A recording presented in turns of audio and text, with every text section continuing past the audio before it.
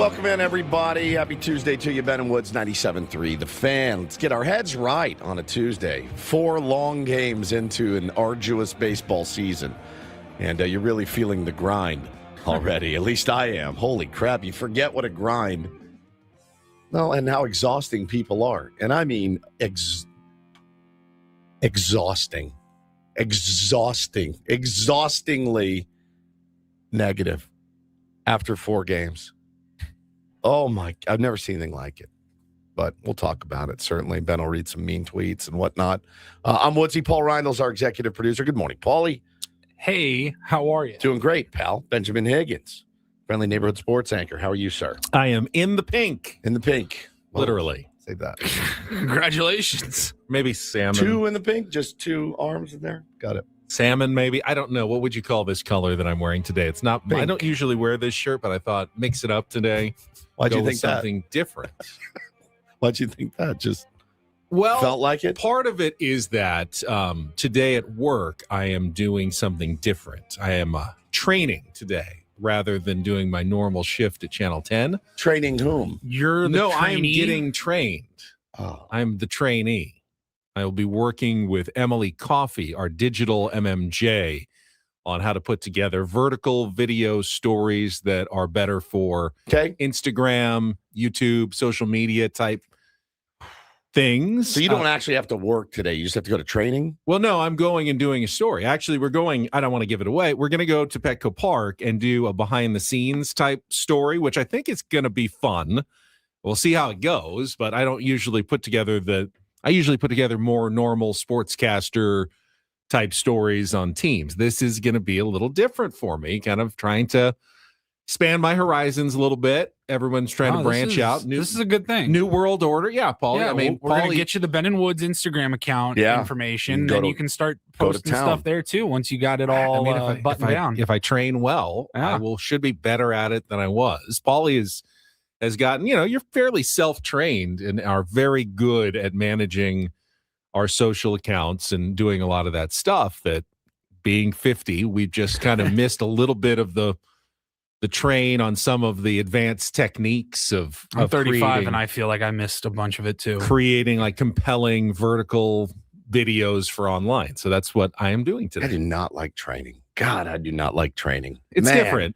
I am not a fan of it. I've never have been a fan of it. I've always found it train me when I start. And if there's something new, I'll watch the video or whatever. But I learn by doing, not like by sitting in a room. Right. You know what I mean? Well, and Ben, it sounds like Ben will be doing. I was just going to that is training I can get on board with because you're actually doing something and learning something. It's the one where it's like, watch this 32-minute video and answer 6 questions at the end. And now you've been trained on those are dumb. Those. But this is hands-on, working with someone who's very good at what she does. Okay. And, hopefully imparting some of her wisdom and secrets. But, this is a bit of a role reversal. Emily's much younger than I am. Okay. Usually it's the kind of the veteran reporters who train. But not on this stuff. The younger reporters. But on this stuff, they kind of want to get the older people trained up on how the millennials are doing things. Yeah, it's really cool getting those AARP mailers sent to the house now. It is. It's awesome. I love it. Love to see it. I'm struggling with that, actually. I had a dream last night that somebody told me my death day. And I was, they're like, hey, today's the day. And it was really intense and really, really scary, actually. And I had that dream like this morning. It was the last dream that I had before I woke up. So it's been in my head since I drove here. And it was, my last day on the planet. So it's in the... What'd you do? I got a cocktail. I remember I got a cocktail. I got a peach cocktail for some reason, which I would never drink a peach cocktail ever. Like a peach Bellini or something? Yeah, something like that with some sort of rim job on the top of it or something. Rim? Yeah, like a rim thing on the top. Yeah. So I had that. So you rimmed a cocktail. Yep. Bought a hobby box, I assume, with baseball cards. No. On your last day on Earth, you didn't buy baseball cards? No, I remember crying in my dream. I remember missing my family in my dream. Like, I'm going to miss my family. They weren't there on your last day? No, they're going to miss you. It was me and some other woman, but she wasn't like a lover. She Maybe was like that's why it was your last day. She was like a friend. And I was like, thank you for being here with me. It was like I was out of my control. They're like, but you're going to die today. It was really, really sketchy. That sucks and that's scary, but it certainly begs the existential question that we've probably all pondered at one point. What'd you want to know? If you could know the day that you were going to die, June 14th, 2058, like how would that change your life? If you knew exactly what day you were going to die, even if it was 28 years in the future or whatever. I would only want to know if it was 25 years plus. But that's all. You know you're always you like couldn't live carelessly because it's not like you're invincible. Exactly. Right. Exactly. Still just live your life. Groundhog Day. Right. No, yeah. I mean, yeah, that would be as if the normal, just your normal course of life. But if you fell off a building or something, you could still die. So you can't. Right. You can't just do anything you wanted. Yeah, it was really weird. It was a really weird way to wake up. I don't think I'd want to know. I definitely wouldn't want to know. I don't think I want it. Well, you could live, I don't know. It was a weird, I don't really have dreams like that, but you talk about getting old and getting older and I said it yesterday morning. I go out to the baseball field on Sunday and I'm watching this guy warm up and I'm like, no, I don't, it's passed me by, and you feel it for the first time. You're like, I can't even see it out of his hand, much less hit it, because my eyes have gone bad. And so you're like, all right, I gotta figure it out. So I'm trying to wrap my head around it mentally. So it's been 2 days of like, the end is near for me. And then you watch this offense and you're like, well, the end is definitely near. There's no question. You watch Walker Buehler pitching for the Padres and you're like, this is the apocalypse, where I'm cheering for Walker Buehler. I'm like, it's Revelations that they talked about in the Bible is here. Walker Buehler, I'm rooting for him. He's pitching for my favorite team, and no one on my team can hit. And they haven't been able to hit for years now. And so, yeah, I'd say the apocalypse is upon us. So I'm in a great headspace this morning, just so you guys know. You're worse than some of the people on social media that you're going to make fun of later. Well, mine is more big picture here, like life and death. Listen, I joke about the team. I'm not going to use a chip today. I would never use a chip 4 games into a season. I've got 10 more to go. But I would not use one today. It's 4 games in. I was looking at some of the other starts of some of the superstars in baseball. It will shock you to hear what some of the best, most highest paid players are hitting right now. Hitting is very difficult. It's very, very hard. And we can talk all about, you'll hear a lot of approach. You'll hear talks about approach, and this team doesn't have approach or a plan. I can assure you that's wrong. There is an approach. There is a plan. Here's what I do know. Okay. Every single team, from the worst team to the best team, no one walks in the day of the game and like, how you guys doing? All right, I'm going to go get some BP. Like, they meet, they plan, they probably over-plan. Every team from the Dodgers to the Marlins and Rockies more often than not, if they don't execute, it looks like they didn't have a plan. Correct. But even that's not the case. The buzzword of approach just wears you out at the end of the year. Like, your approach is to hit the ball hard. It doesn't always work, and because it's a very hard game and pitchers are nastier than they've ever been. So I will say maybe delete that one from your vocab about that they don't have a plan. They do have a plan. There's a plan every night. And you can go down to the worst high school team in America, whoever that may be. They have a plan. Their coaches install a plan. Can you execute said plan? And that remains to be seen. But it just really, really is. They were a little bit of an energy succubus last night watching the game, and I was so excited to watch the first full game of the season for me because I've been so busy. But yeah, man, it's there's still plenty of time to figure it out. So no panic necessary. Yeah, we will get into the game yesterday. There were some interesting, I think, elements to it that we'll be able to discuss. There were some fantastic elements of the game last night, in my opinion, too. I thought Jake Cronenworth played some really, really nice defense, made a couple of really nice plays. I thought Walker Buehler pitched okay. He pitched okay. Alex says we are the Homer show. It's just, buddy, you're the doomer. You're the biggest doomer I know. The biggest doomer on the planet is my man Alex Zamora. and he's on my Twitter feed every night, and he's in here every day, and he's just dooming. Go watch football, man. This isn't for you. Baseball's not for you. You got 158 games or whatever to go. It's not for you. I would also caution that at some point in the next probably couple of weeks, Padres will go on a hot streak. Doesn't mean that everything's perfect either. You've got to ride the waves through the baseball season. You have to. We're not even a week in. Bro, we are 4 games in, and people are jumping right now. Don't jump to a new morning show, but just don't jump. I mean, the experts, the people who are in the game will tell you we need 40 or 50 of these before we can even evaluate what our players are doing. I'm about a 30-40 guy. I want to see about 30 games to let me know what I've got, Fernando Tatis Jr. could still get off to the hottest start of his career because a start is 30 or 40 games. Yeah, and I think, the problem is you wait, you build the anticipation, you get excited, and then they come out and they're 1-3. And but that's that's what it is at this point. But yeah, Landon Roop, I don't want to do the whole tip my cap. I didn't think the plan was very good last night. They did have a plan, and it was attack him early. I didn't think it was very good. Because guess why it wasn't very good? Guess why? Didn't work? Because it didn't work. Yeah.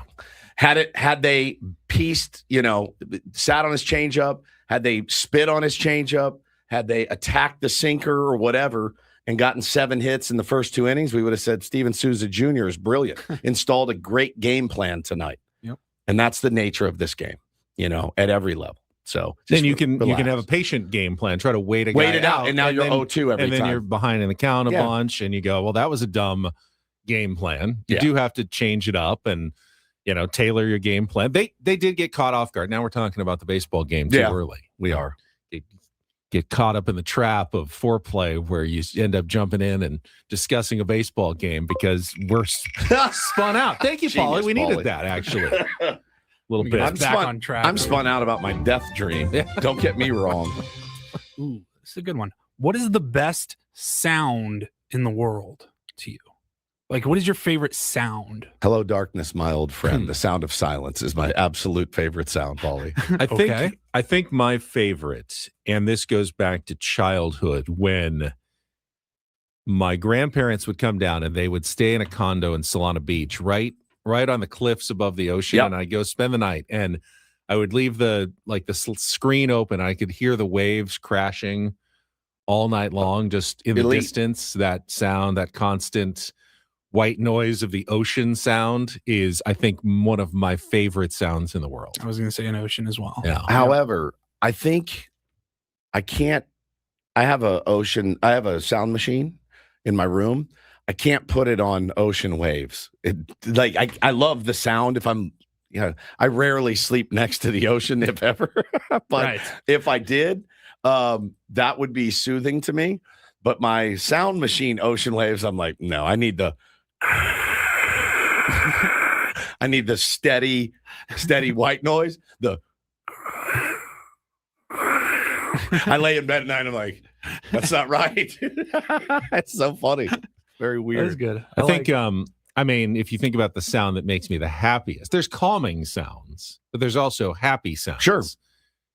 Growing up, watching the Padres, the first bell when Trevor Hoffman would come out from the bullpen of Hell's Bells, and you just get like shivers, and the whole stadium, Qualcomm, just got electric and excited. That was a pretty cool sound. I'll say that. That's a good one. When my kids are playing together, when my kids are playing nicely together, it's my favorite. When I can hear them, I'm in the other room, and I can hear them being kind to each other is really great. Those moments are few and far between. So you take them where you can get them, right? But when they're really in there being sweet, like Bo was helping Taylor learn to read the other day at the kitchen table, and they didn't know I was there, but he's holding up a book and they're going through letters and he's pointing at car, truck, whatever. And I'm like, my heart just exploded because that's what it's all about for me. So that was really, that's a good one. I like that. Go ahead. Want to spin it again? Why not? Why not? I was waiting for it. You lose.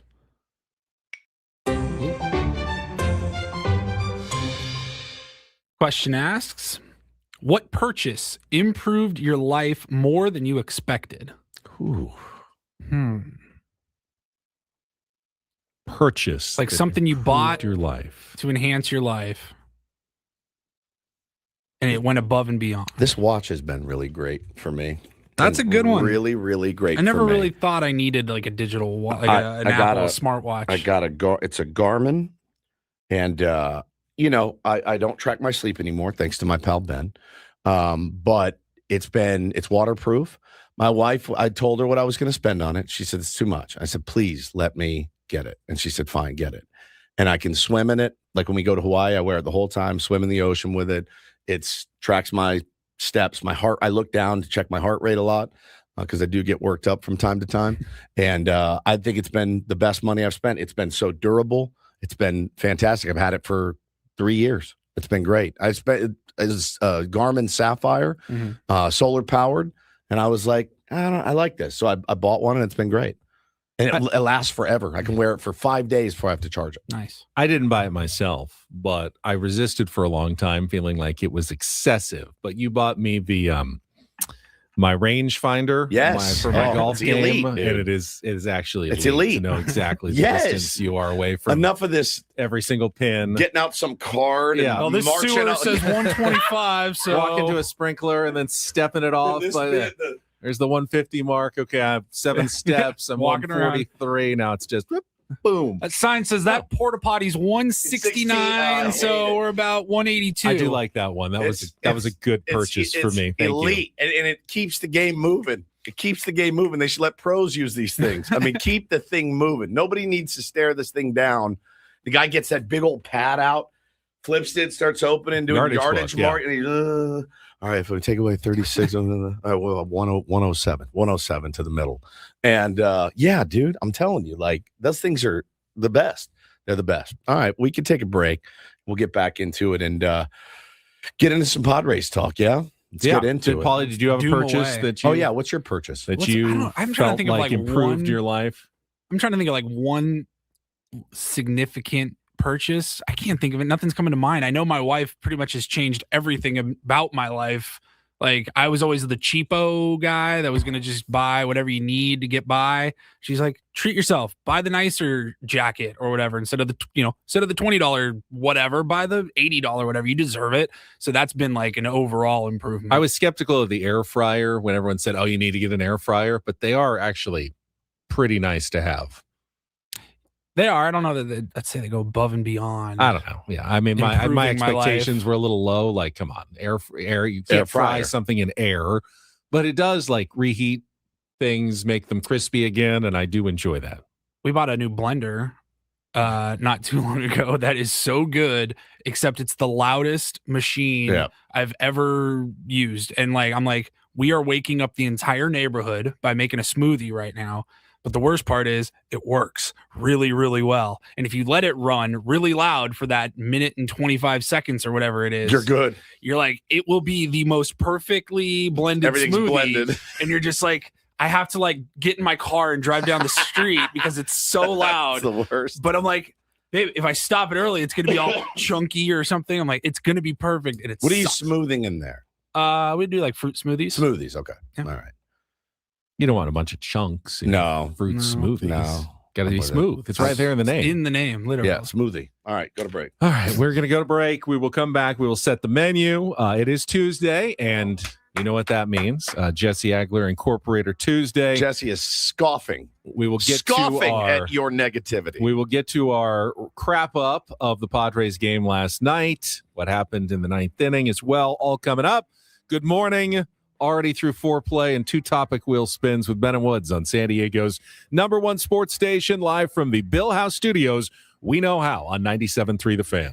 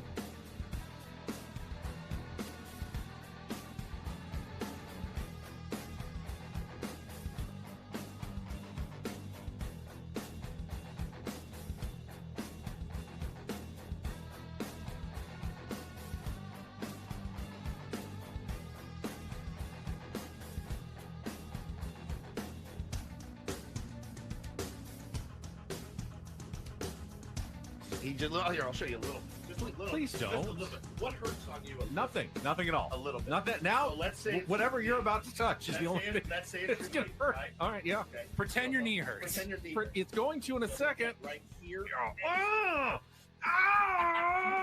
that is not pleasant. Hey, player, this is all yours. This room with this view. This speakeasy with this cocktail. Hey, could you make that too? The spa with this. Ah.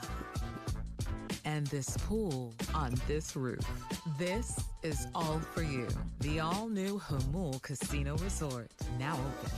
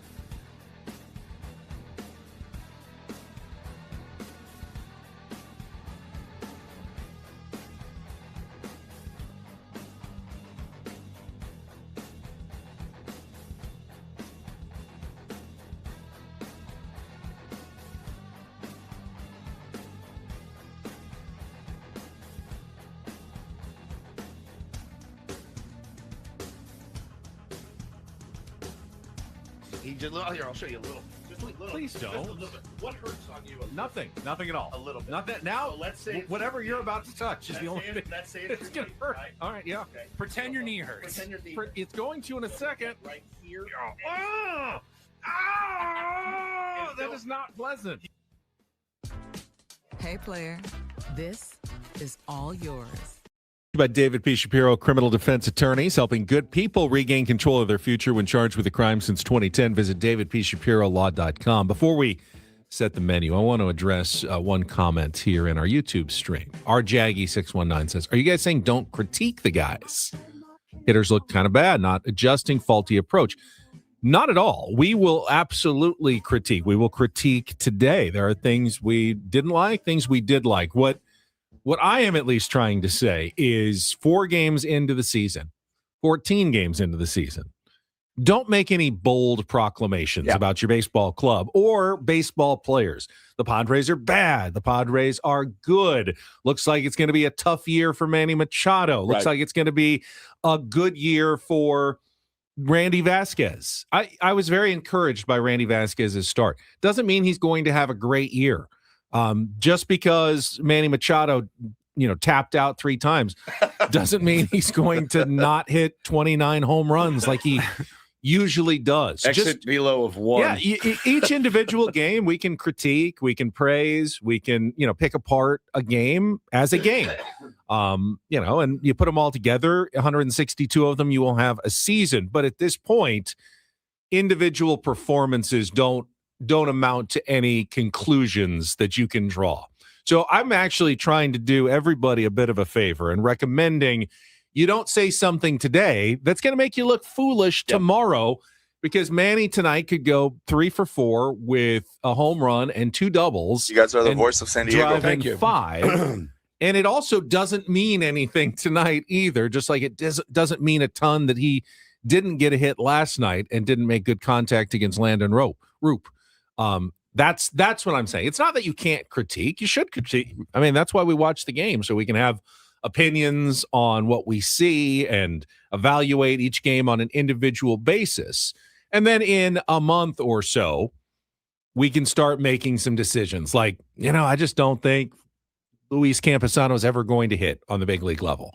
Somebody texted me last night that Jurickson Profar has been suspended twice by Major League Baseball since the last time Luis Campusano has had a hit. And I went, oh my God, you just blew my mind. Commendatory says, didn't you guys predict the World Series winner and MVP? Yeah, it's the dumbest bit in sports radio. We got it all wrong last year, but it's a bit you have to do. Well, you can absolutely make some guesses on what you think is going to happen. It's just a guess.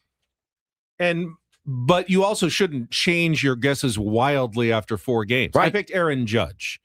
He got off to a horrible start in the first game. He hit a home run. I don't know. I don't know what kind of season he's going to have at this point, but you'd think track record would hold. I mean, I'm looking around some of the top hitters in baseball. I promise you, some of these guys will not be there at the end. Joey Weimer is not going to continue to hit 800 with a 1600 slug and an OPS that starts with a 2. He's not. That I will stake my job on it. That's not going to happen. Giancarlo Stanton is not going to be in the top 10 in hitting at the end of the season. He's just not. And by the way, conversely, Shohei Ohtani and Freddie Freeman will not be in the below 200. Do you think Shohei Ohtani's going to get an extra base hit this season? I do. Something tells me he will. So? I do. He doesn't have one through. He's hitting 167 with no extra base hits. I think through he'll 4 get games. Does anyone think Cal Raleigh will hit some bombs this year? I do. Do you think Brent Rooker is going to hit above $176? I do. And I think that's okay. There's a lot of teams off to slow starts and really a lot of stars. Bryce Harper yesterday, I think he left 6 men on base on an 0 for 5. Like, it's just a really, really hard game, and hitting is really, really hard. And I don't think Manny's going to stay at 167 this year. I think there's going to be once guys get in the groove, you get more ABs, you get locked. You guys know this. We're not telling you anything you don't know. You know this. You're being emotional. It's okay. It's all right. And we have a game to discuss. First, though, let's set the menu for what we've got coming up on the Ben and Woods program today after we get to our crap up and discuss last night's 3-2 loss Yeah, it's not. They didn't lose 11-1. The 3-2 loss. Well, it's still a loss, but it's still a loss. Bryce Harper hitting 063, by the way. 063. We will, in our 7 o'clock hour, since we gave away the tickets late yesterday, we'll give away some Padres tickets early today. That's for the next homestand. The Thursday game on April 9th against the Colorado Rockies, the Manny Hot Corner bobblehead game. Have some tickets to give away right after 7 o'clock. 7:20, we will get to Don't Do This at 7:35. Probably a little more Padres talk. And then in our 8 o'clock hour, after Take on Woods at 8:20, our first incorporator visit from Jesse Agler this season. He is back on Tuesdays, the voice of the San Diego Padres. Always one of our favorite conversations of the week. So glad that we get Jesse back. 8:35 on most Tuesdays. He will join us today. 9 o'clock hour, get our Roundel Report, get some headlines for you with the rest of sports and what we missed, and then get you ready for more Padres baseball coming up tonight, game 2 of the series. Another 6:40 start. German Marquez making his San Diego Padres debut against Logan Webb, the ace of the staff for the Giants, who got hit hard in the first game by the New York Yankees trying to bounce back. Again, I don't think Logan Webb's going to have a double-digit ERA all season either, but we're very early on, so don't draw too many sweeping conclusions. Do you think Jesse Agler expected to go into therapist mode his first appearance of the season? I don't. He's going to laugh. He's going to laugh. Because I'm not using a chip. Like I said, I'm not using one of my freak out chips and I got to see 30, 40 games. I got to see what I'm looking at here. You can the A's, who have a really potent lineup, have not won a game yet. They're batting like 100 as a team. Nick Kurtz is hitting 063, 077, something like that. They're not hitting the ball. They have good hitters. Those are really, really good hitters on that team. They're not hitting the baseball. Shohei Ohtani is a pretty good hitter. He's not hitting it. Kyle Tucker is batting 165. I mean, now, they got guys that can pick them up. The bottom of their order has been insane. Will Smith and Andy Paez, there's guys that can pick them up.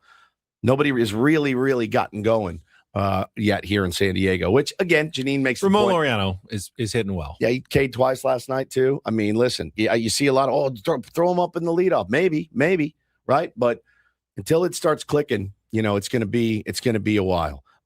They got to get this thing going, but there's no panic, certainly after 4 games. I promise you they're not panicking. Quickly, pregame, what did you think about Luis Arraez? First of all, his comments said the Padres aggressively pursued him to bring him back in the offseason, which is really the first we've heard of it. The Padres always said, of course, we have interest, sure, but you kind of wondered whether they really did, given how last season went.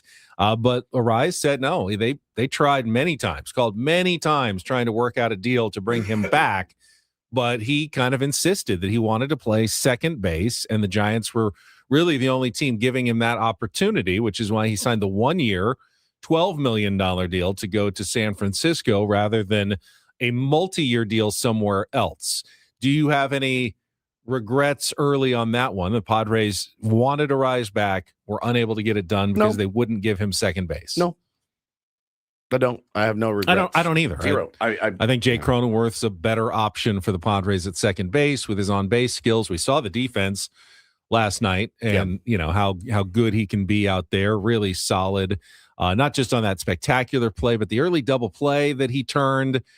Just finding Xander perfectly. Did have the one in the 4th inning. Could have helped Walker Buehler. Had a sliding one. Tough play. Yeah. Got under his glove. It kind of started the 2-run rally, unfortunately. But I don't think that I have any regrets. Padres did a nice solid for Luis Arraez with a tribute video before the weird, game. I thought, but it makes sense. He had some really good moments in San Diego. I will never forget his first home game in the City Connects walk-off winner. I was sitting down the third base line that night. Was really, really cool. And, I don't want to diminish anything Luis Arraez did, even though last season, obviously, was probably one of the toughest of his career. Just didn't ever totally get going the way he wanted to, but he was dealing with injuries as well. So, anyway, that was the return of Luis Arraez last night. No hits, though. Did not get my under 4.5. Under 4.5, you're feeling okay. Trending well so far. 2 games left in the series. He can easily get 5 hits in 2 games. We've seen that many times. And he punched out. Yeah, first which time is up so against rare. Walker Buehler. It's so rare. I was surprised. You're not expecting a ton of swing and miss from Walker Buehler, especially against someone like Luis Arraez, but a very well sequenced at bat by Walker Buehler, not giving him anything on the plate, dancing around and eventually getting him to chase something high that, even though it wasn't that hard, was hard enough to get past Luis Arraez. Yeah, I was, encouraged by that Walker Buehler, Luis Arraez matchup. And, listen, are we going to talk about the game now? We are going to check traffic. Right. We will get to our crap up, and then we will talk about the game in a moment here on 97.3 The Fan. From the 855 Get Ross Traffic Center. Injured? Demand justice. Demand Jurowitz. 855GetRoss.com. Here's Kelly Danick. So far, people are doing a good job of staying out of trouble for the most part. Just this one crash in the North County southbound 15 near Gopher Canyon. Got a couple vehicles involved in this one. In the center divide, could be partially in the fast lane. Something to watch out for. South 15 near Gopher Canyon. I'm Kelly Danick with Ben and Wood, San Diego's #1 sports station, 97.3 The Fan. It's a shame if they lose. You got a problem.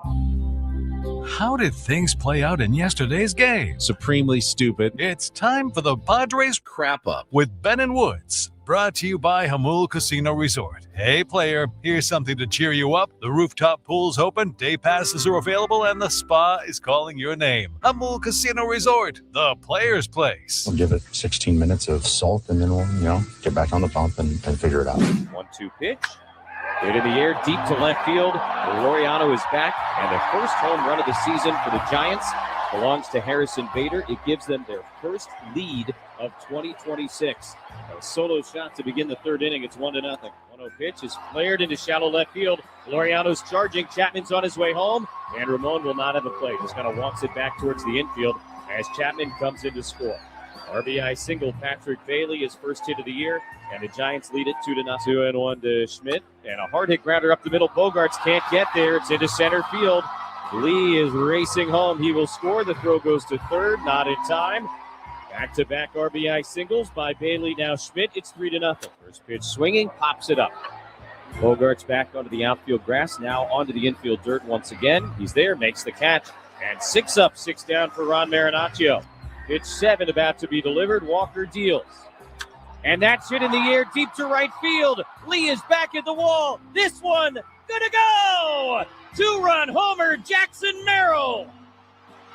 Don't go anywhere just yet. A 1-run game in the bottom of the 9th inning with 2 down. Jackson's first of the year. 2 balls and a strike. Here's the pitch. Bogarts hard hit over to Adames at short. Has it on the backhand. Fires to first in time. And the ball game is over. Padres made it interesting in the bottom of the 9th. A 2-run homer by Jackson Merrill to turn it into a 1-run game. While Walker hangs on to close the door. And Tony Vitello of the Giants has his first career win as a big league manager. 3-2 San Francisco in game 1 of the series. Yeah, attribute him to making a lot of good pitches. Looked like he had a good, sinker going, 95, mile an hour sinker with a good sweeper. And then he had his changeup and his cutter that he used a little bit more than we were expecting. So he did a pretty good job out there against us. He did. First hat tip of the season, I guess. I don't really want to give pitchers much credit. I'd really like to roast our hitters more than credit the pitchers every freaking game. Obviously the approach early on Landon was, get up there and hack. He's going to be around the zone. He's going to throw you hittable stuff. He mixed his pitches really well, I thought. And guys were off balance. Guys were fishing. He didn't.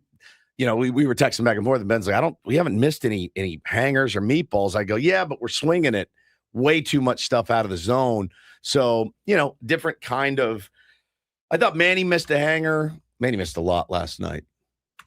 What were his exit velos? 1, 3, 6, maybe, for a combined total of 54.8, 53.0, and 49.6. The 3 of the 4 softest hit balls of the night came off the bat of Manny Machado. Combined distance on those 3 was 12 feet. I think I was dead. I go, this can't be happening right now. The actual combined distance was 14 feet. 4, and 6. It's just, you laugh to keep from crying. Yeah, man, it sucked. He knows it sucked. 2 of those with runners on? Yeah.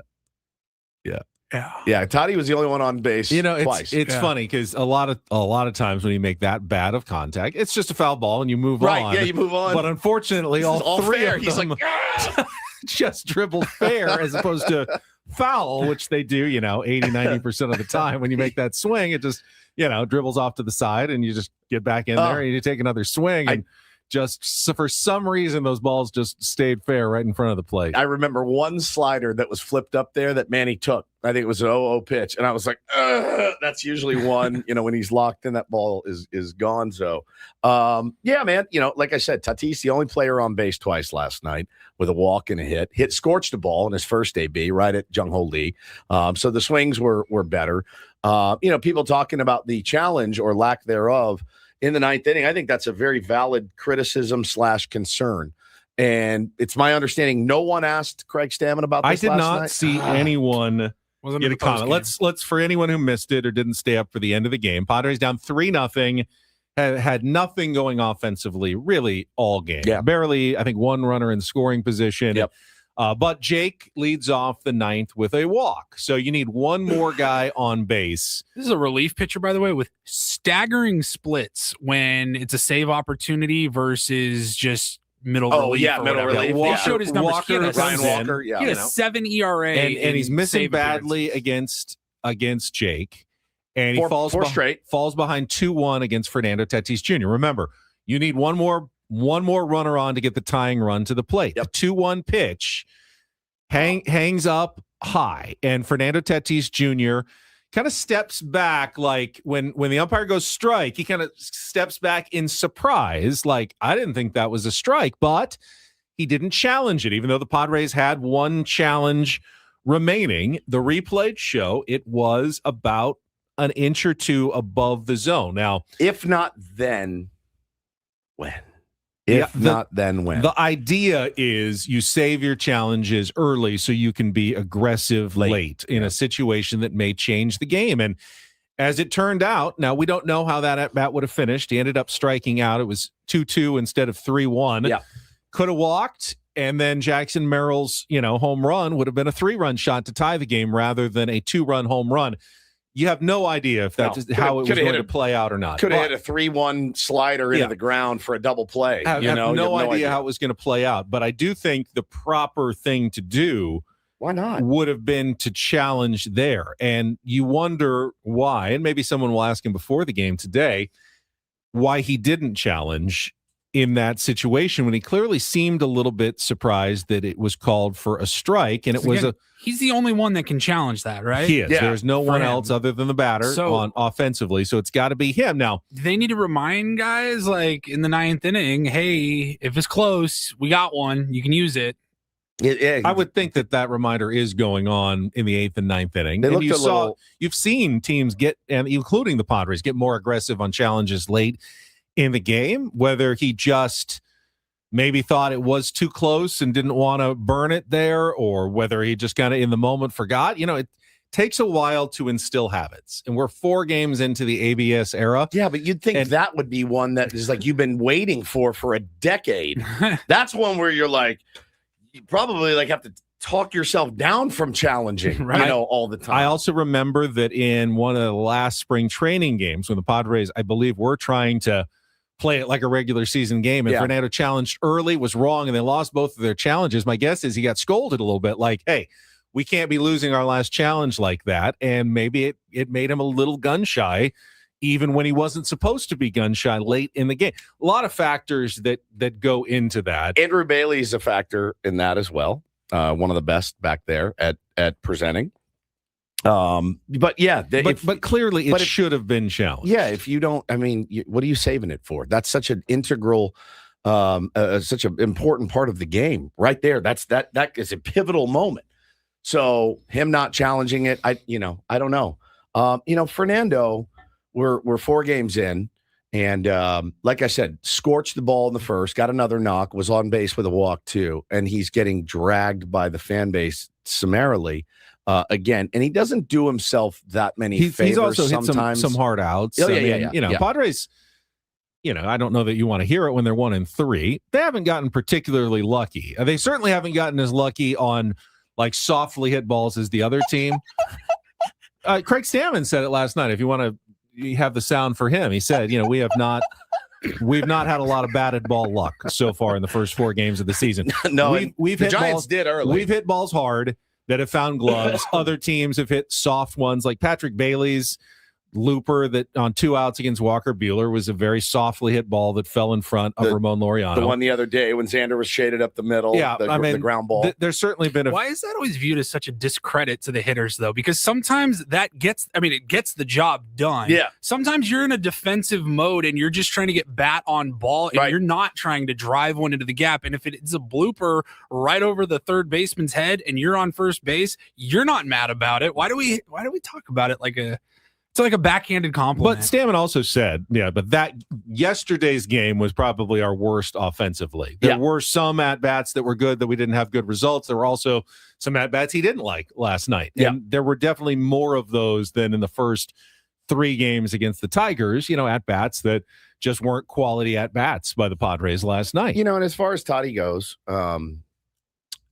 he didn't do himself any favors. I mean, I had 50 people send me the picture of him sitting in the dugout when Jackson hit the home run. Jackson's back in the dugout. Everyone on the team is up on the thing because you're down a run, and he's sitting on the bench and he's upset. Probably thinking I should have been on base. That should have been a 3-run home run that we just tied the game. Yeah. He's probably feeling like I just cost us the game because Jackson hit the home run. But the thing is, what I'll say is, number one, he's not new here. Like, he's an emotional player. He's not out of control emotional. He's not out of control emotional at all. When it doesn't go his way, he will hang his head a little bit. And that's the kind of player he is. He's not new. We didn't just acquire him through free agency. Like, what you're getting with Fernando. When he's when he's feeling jubilant, he's the most jubilant dude on the team. There's nobody more happy when things go right. Yeah, so, I mean, do you get the sense that obviously the Padres feed off Fernando's excitement when he's jubilant? Sure. Do you feel like he's dragging everyone else down when he's not? I don't. Everyone had their back to him. I don't feel like he's affecting the rest of the team. They let him be himself. Yeah. And that includes sometimes when he feels down, they let him mope a little bit. But I don't feel like he was on the railing, would Xander have gotten a knock yesterday? Right, exactly. It's exactly right. I'm just asking the question. I think he was pretty pissed. Xander, and he had a good scorcher at the shortstop. Just didn't find a hole there. Tatis was sitting on the bench. I think he's just an emotional dude, and as a fellow emotional dude, I kind of get it. And I'm just going to let him be him because when it does unlock with him, it's pretty special. It really is. He's a special player. And, the fire him into the sun after 4 games. I mean, he's the only guy on base twice last night. Really, the only guy that hit the ball hard at all on this team. We went through this all last year. We went through it all last year. So it's it just doesn't make any sense to me. But, yeah, we'll see. Yeah, you can't. I think if Fernando was your only emotional leader and your whole clubhouse was riding his emotional waves, that would be a problem. That's a problem. That's why you need guys like Jackson Merrill. Yeah. Kind of constant energy. You need a Manny Machado who's just steady Eddie. They have 3 very different personalities. They're kind of as leaders at the top of their order in Tatis, Machado, and Merrill. And I think that's okay. I don't see the Padres like just saying, oh, well, if Fernando's down, then we are all just completely in the pits and we have to go down there with him. They let him do his thing, which may be the right thing for the Padres just to do. Because you never want to force a guy not to be himself as well. Be yourself. It's a long season. It's a long season. I don't think that to me was one of the bigger issues of the game last night.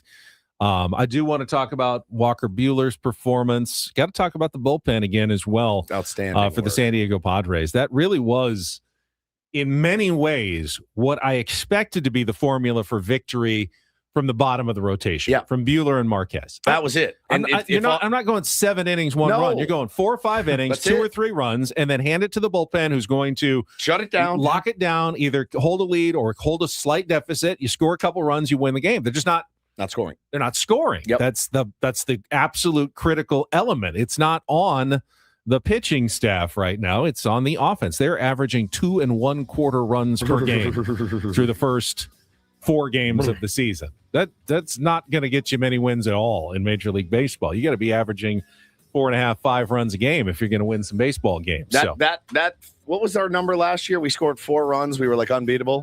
Yeah. 4. Haven't gotten there yet once. Oh my God. 4 games. All guests on Better Woods brought to you by SDCCU. It's not Big Bang Banking. It is better. Padres tickets to give away coming up next year on 97.3 The Fan.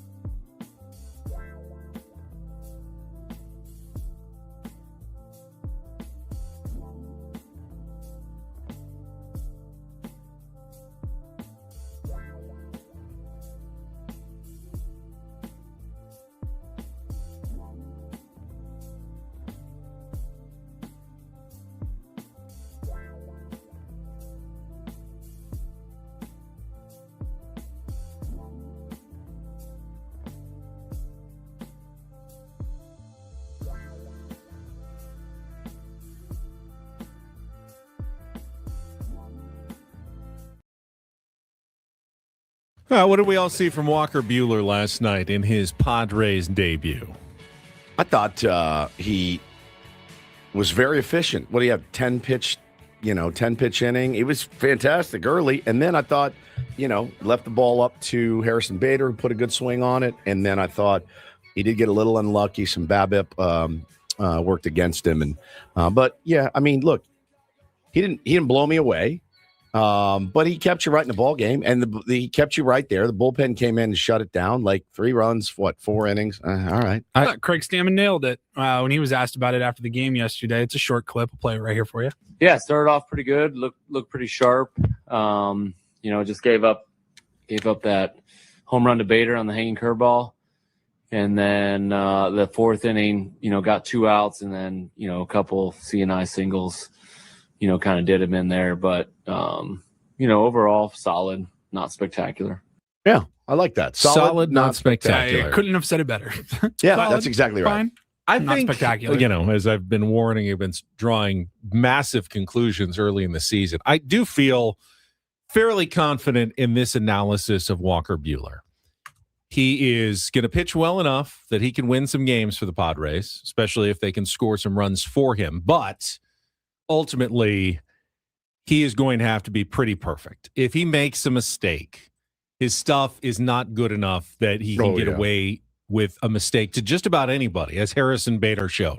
When he was hitting the corners, keeping it up top corner of the zone, out of the zone, down, he was good. He was good. But if he makes any mistakes, they are going to get punished, and he's not going to get a ton of strikeouts. He got 4, which is not bad in 4 innings, but he's not going to be able to get out of jams by blowing it by anybody, which makes it always a bit of a nervous watch when he's going to get out there. He is going to have starts where if you get a couple guys on, they'll make contact. If it falls in like it did yesterday, then it's going to lead to a couple of runs for the opposing team. He'll be in the starting rotation for a while. Yep. And then at some point, he probably won't be, would be my guess at the end of the season.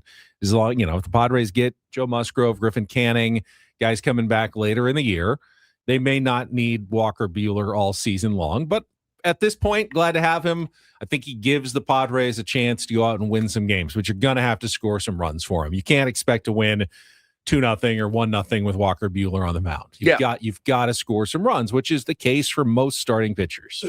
He did that last night, and then the bullpen came in, and they were fantastic. You got to give a lot of credit to Wandy Peralta, David Morgan, really fantastic. 2 innings, Marinaccio with two perfect innings as well. Oh, there he is.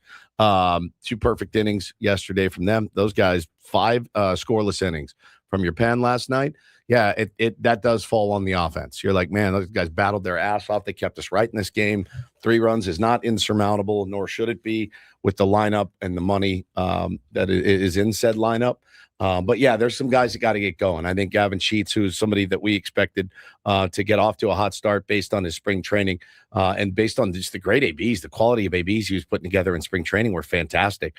He's 0 for 10 to start the season. Manny 2 for 12. Jackson got that knock last night. He's batting 200. I mean, offense gets going. Think we'll be okay. Bullpen looks good. This is what we meant by the bullpen as a weapon, because those are arguably the last 3 guys. Correct. In your bullpen. Yep.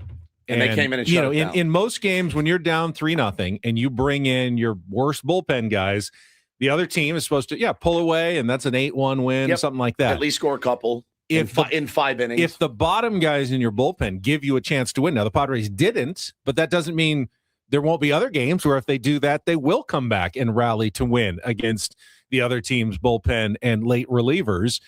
That is a weapon. I mean, David Morgan is arguably the 5th best arm in the Padres bullpen, and he's nasty. He is nasty. Through 16 out of 20 strikes, struck out 2 guys, 2 innings, 1 hit. I mean, that's a guy that a lot of teams would go, yeah, he's our 8th inning guy. We have David Morgan, 8th inning. He's the setup guy to our closer. And for the Padres, he's like, yep, mop up time in the 6th and 7th. We're down. Keep us right here, bud. 3-0. That is such an advantage that the Padres have. They need to take advantage of it, occasionally by scoring some runs. But my guess is we'll see a lot of games like that where they may be down a couple of runs early with the starting pitching questions the Padres have. And if they can rally for offense late, they're going to have a lot of chance to come back and win games from trailing this season. Haven't done it yet, but my guess is they will have many opportunities to do so. Yeah, our boy Tommy posted these stats this morning. It says Padres have been one of the most aggressive swinging teams thus far. Need to clean up the plate discipline. They are the number one most aggressive team swinging the bat so far. The Sacramento Athletics, they are 0-4. The Colorado Rockies were able to throw up, 15 runs last night. It worked a little bit for them. The Washington Nationals are off to a really hot start. They're swinging really early in the count. And then your San Diego Padres, the fourth most aggressive team on the first pitch, I think. Like you said, not the first pitch. It's not inherently good or bad to be aggressive or patient. It's great if it works. Again, yeah, it's great if it works. But what happens is when it doesn't, you got Landon Raup, who's through, there was a potential for a 3-pitch inning, by the way, last night, right? There was a potential for a 3-pitch inning last night, and had Crony not gone up there and stood with the bat on his shoulders, there would have been. Which he has to do. I ran upstairs to the bathroom. I thought I made it back before the inning. I felt like I was quick. Yeah. And I got back and I'm going, I don't think the commercial break will be over yet. And there were 2 outs. And I'm going, what happened? Whoa. I didn't realize that I even missed a pitch. How is there 2 outs when I thought I was back in time? Yeah, you missed 2 pitches. 2 pitches, 2 outs. I went, oh, my God, this dude's going to get a 4-pitch inning here. And, Crony had to stand up there and watch a couple. So, yeah, it just changes the calculus. If you're swinging first pitch and hitting little nubbers and rolling it over and now landing, he's through 5 innings. He's got 60 pitches. That's not great. That's not great. And then it changes.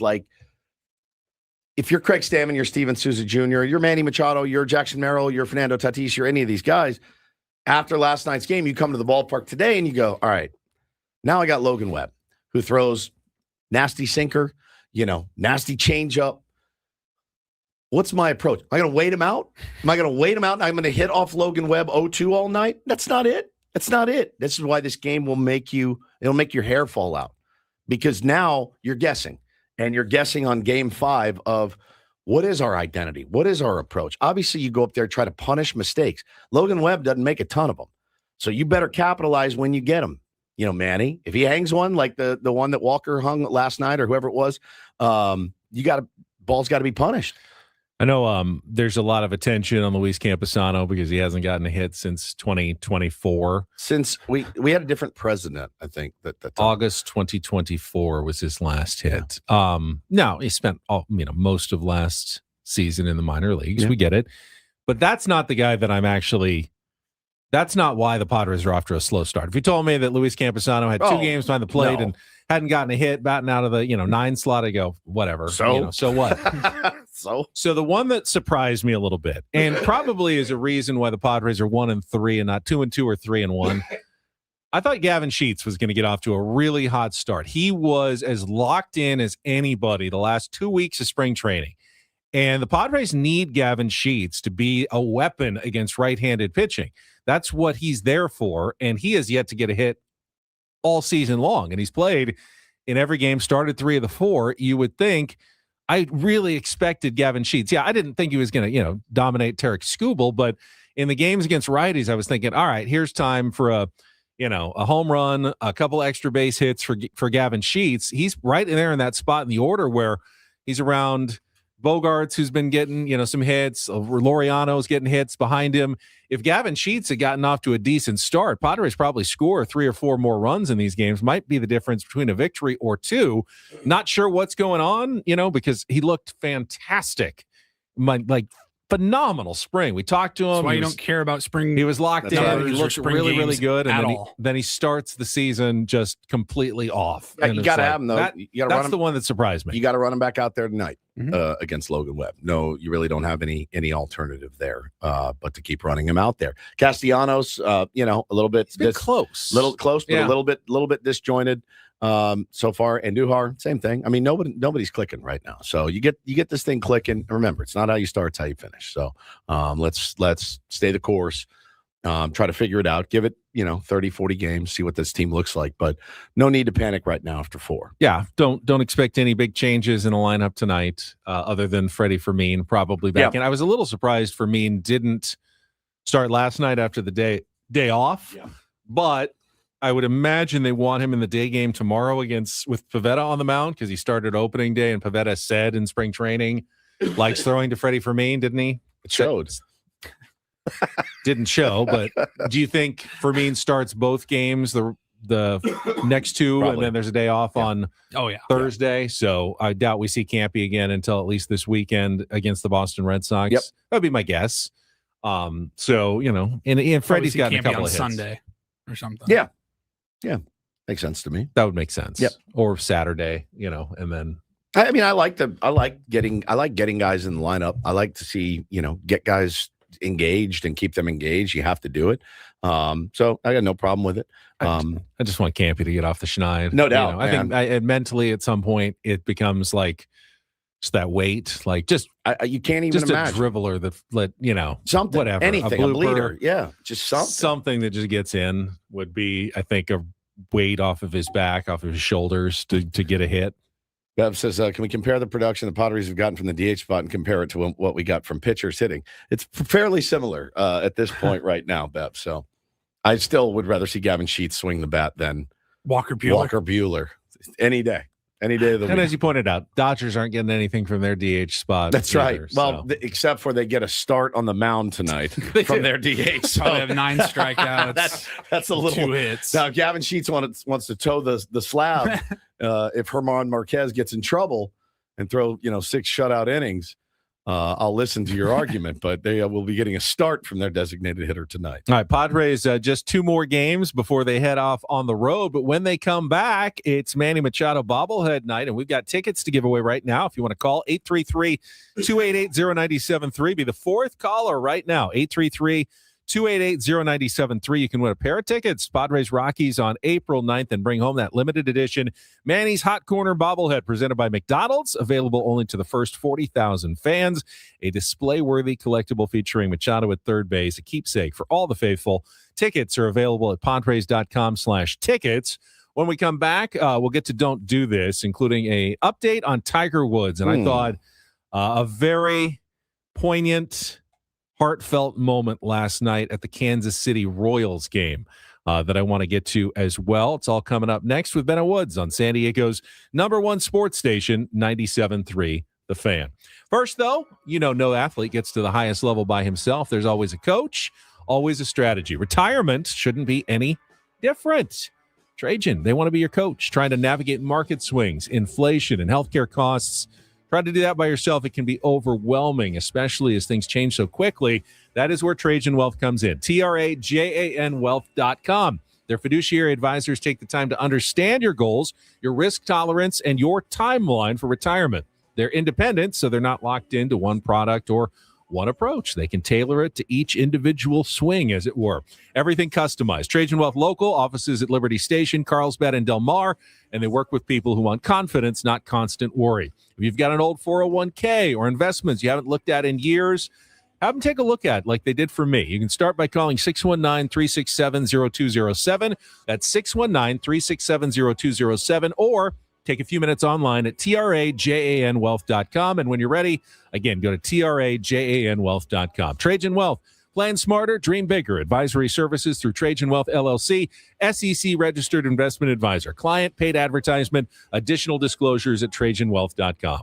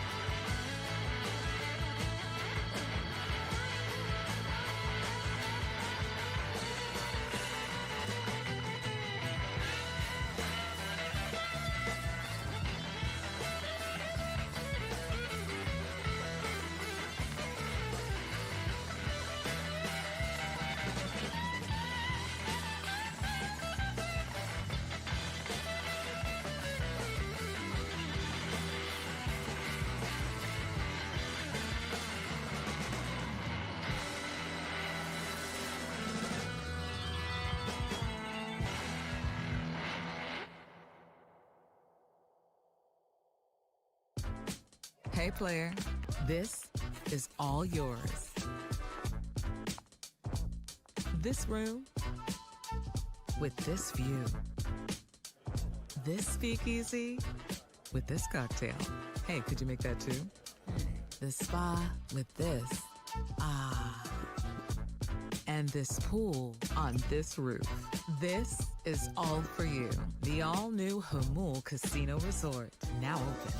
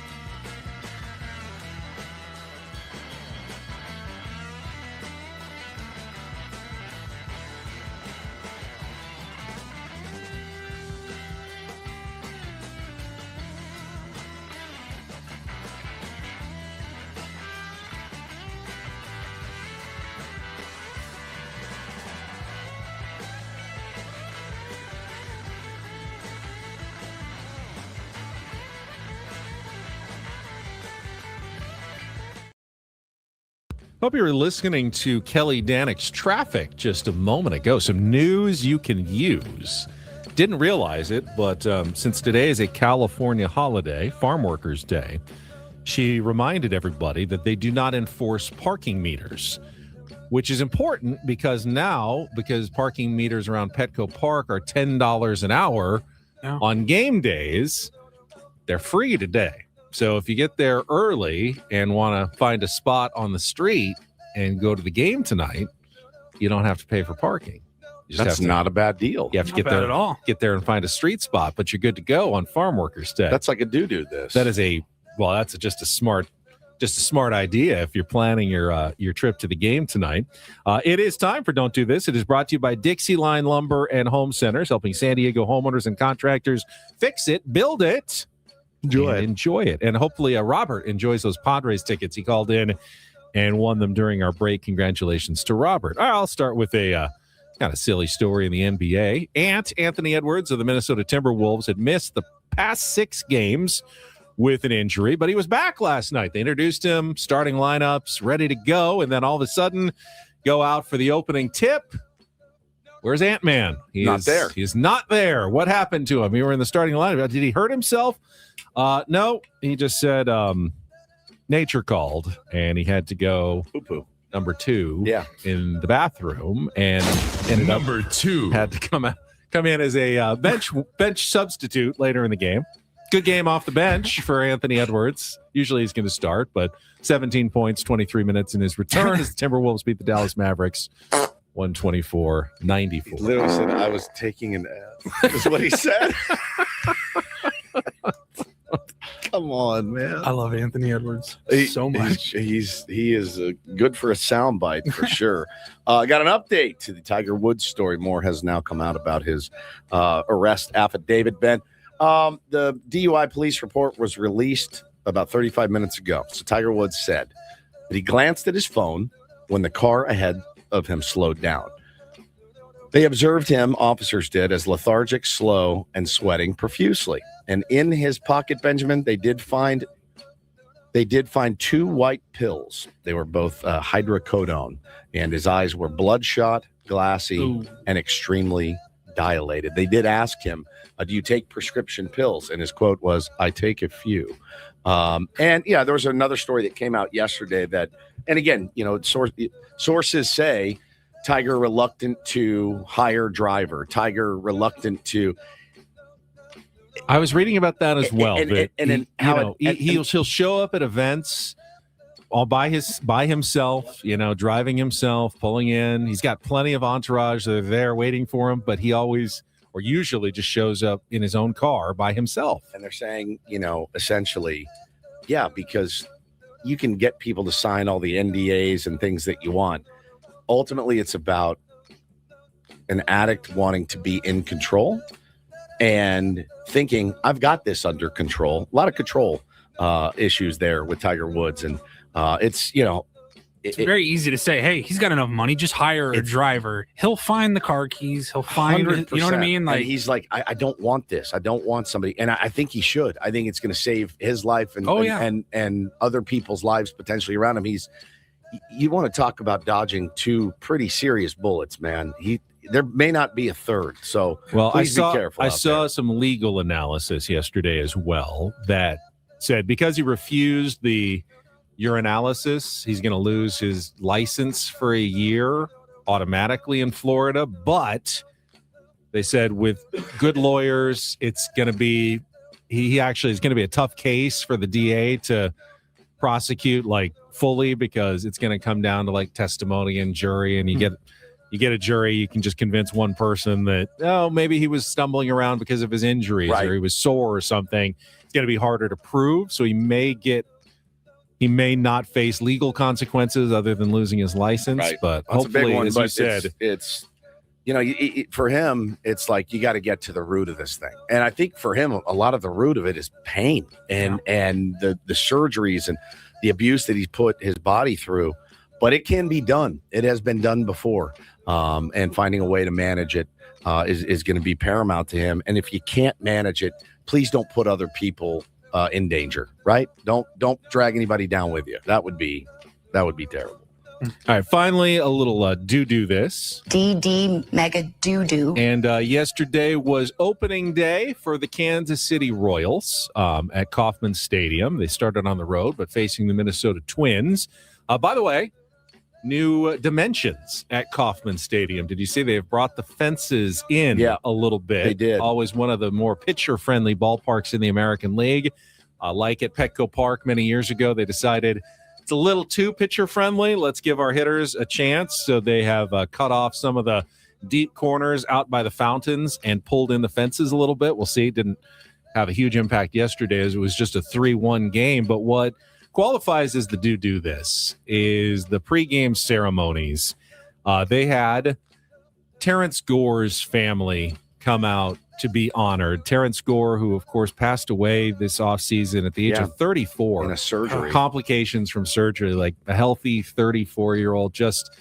I remember Terrence Gore a little bit from his career, but apparently just everyone said just the best guy, beloved, left behind family, including a couple of young kids. And what really got me is when his son, Zane, who looked like he was about, 9 years old, went out to throw the ceremonial first pitch. And I remember like how nervous I was doing that. And he's there in front of on opening day. So sweet. At Kaufman Stadium. He had that line. Didn't he have more World Series rings than RBI? Like some insane, they would bring him up. He just swipe bags and swipe bags and swipe bags. And he's got, I swear to God, he had more World Series rings than RBI in his career. It was crazy. But Lil Zane absolutely crushed it. Strike right down the middle of the plate in front of all of Kaufman Stadium. And the Royals went on to win the game. And just such a scene there in Kansas City. Oh, what a cute kid. A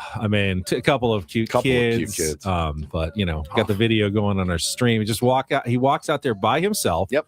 All the way to the top of the mound. He's not standing in the front of the mound. and everybody's just kind of watching. Lefty, standing right up there. Catcher comes in. It's Alex Gordon. Dad's teammate. Ugh. And he absolutely just nails it, which is tough to do. What would we say? It's about 10, maybe? Yeah. Just perfect. Right. I mean, strike Perfect one strike. right there. Attaboy. And that is Don't and Do This for a Tuesday. That was Don't Do This with Ben and Woods on 97.3 The Fan. Get some more baseball talk coming up, including coming up at 8:35 on our SDCC fan hotline. Jesse Agler, voice of the Padres, our first incorporator of the season. Get his thoughts on the first 4 games, and we can do a little baseball whip around as well. Yeah, buddy. Had a fairly full day in Major League Baseball yesterday. I was just pacing my house waiting for like the 3:30 game to start. I just was like, just give it to me. I think it was like Reds Pirates. I was all in. I couldn't wait. So we'll get to all of that coming up after a quick timeout. Ben and Woods on San Diego's #1 sports station, 97.3 The Fan.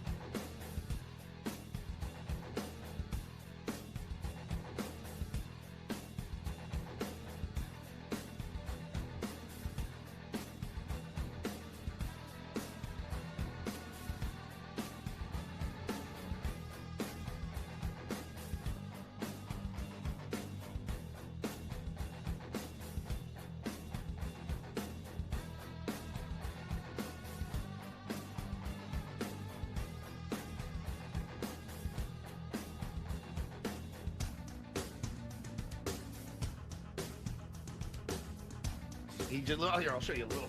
Please don't. What hurts on you? Nothing at all. A little bit. Not that now. So let's say whatever you're about to touch is the only thing. Let's say it's gonna hurt. Right? All right, yeah. Okay. Pretend your knee hurts. Pretend your knee It's going to in a second. right here. Oh, that is not pleasant. Hey, player, this is all yours.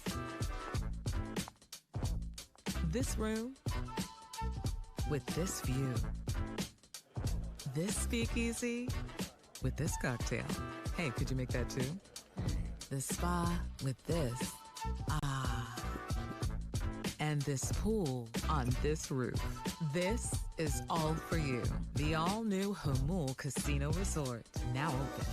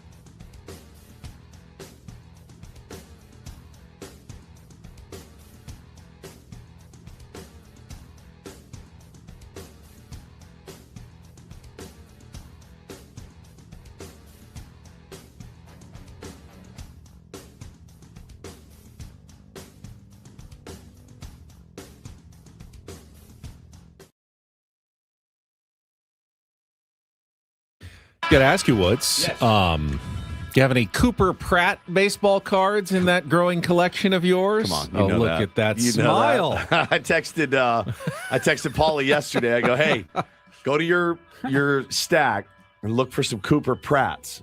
And he texted me back. He goes, I don't know if I have any. I found a couple yesterday. I was like, ooh, yes, I like that move. If you had asked me 24 hours ago, I would have thought maybe Cooper Pratt, country music artist or something. Start on that one show on VH1, Yeah. I think, like back in the day. Who is Cooper Pratt? Y'all come on down the dirt road. Cooper Pratt is a minor league shortstop in the Milwaukee Brewers organization who until this week had never played a game above Double-A, but yesterday reportedly agreed to an 8-year, $50+ million contract. The Milwaukee Brewers think quite highly of one Cooper Pratt. That's their bit. They locked the Jackson Churio up before early. He played a big league game. This even earlier. He's 21 years old, but yeah, he's just finally getting up to the AAA level. I figure that they probably expect him to make his big league debut at some point this year if they're going to pay him like a big leaguer, which they are doing so now. I did. I found a couple in my collection that I had just kind of in my binder of prospects. And it's always fun when you hear about a new prospect. You run to your binder, you rip through it, and you're like, do I have one?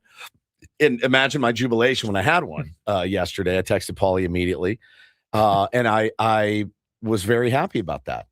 I also heard you nearly made a costly mistake. Well, costly, maybe like a $40 potential mistake that one of the tier ones saved you. You want to talk about yesterday? You want to talk about an angel just coming down and saving me from some major embarrassment. I sell cards on eBay, and I got a DM yesterday. I found a mascot card, right? I think it was like the Mariners mascot or somebody, or the Braves mascot, but it was numbered to 5. So rare, right? It was like number 2 out of 5. It's got the black border that everybody loves. And I found it and I go, oh, that's interesting. Oh, it's numbered. Okay, I'll put that on eBay for like $12 because what do I care? It's a mascot card. Like, which team? I think it was like the Mariners, like the Moose. It was like the Moose, or it was It was the Braves or something. I can't remember.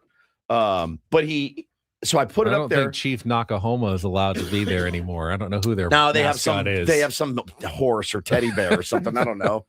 So I put it up on eBay, blooper, and for like $12 because it's a mascot. Like, hey, he had a great year. That really could skyrocket. Like nobody crushed it more than Blooper or whoever. Like, so I go, it's a mascot card. I don't care. My kids don't really best care. Season of war. Yeah, best season of war mascot. ever. Yeah.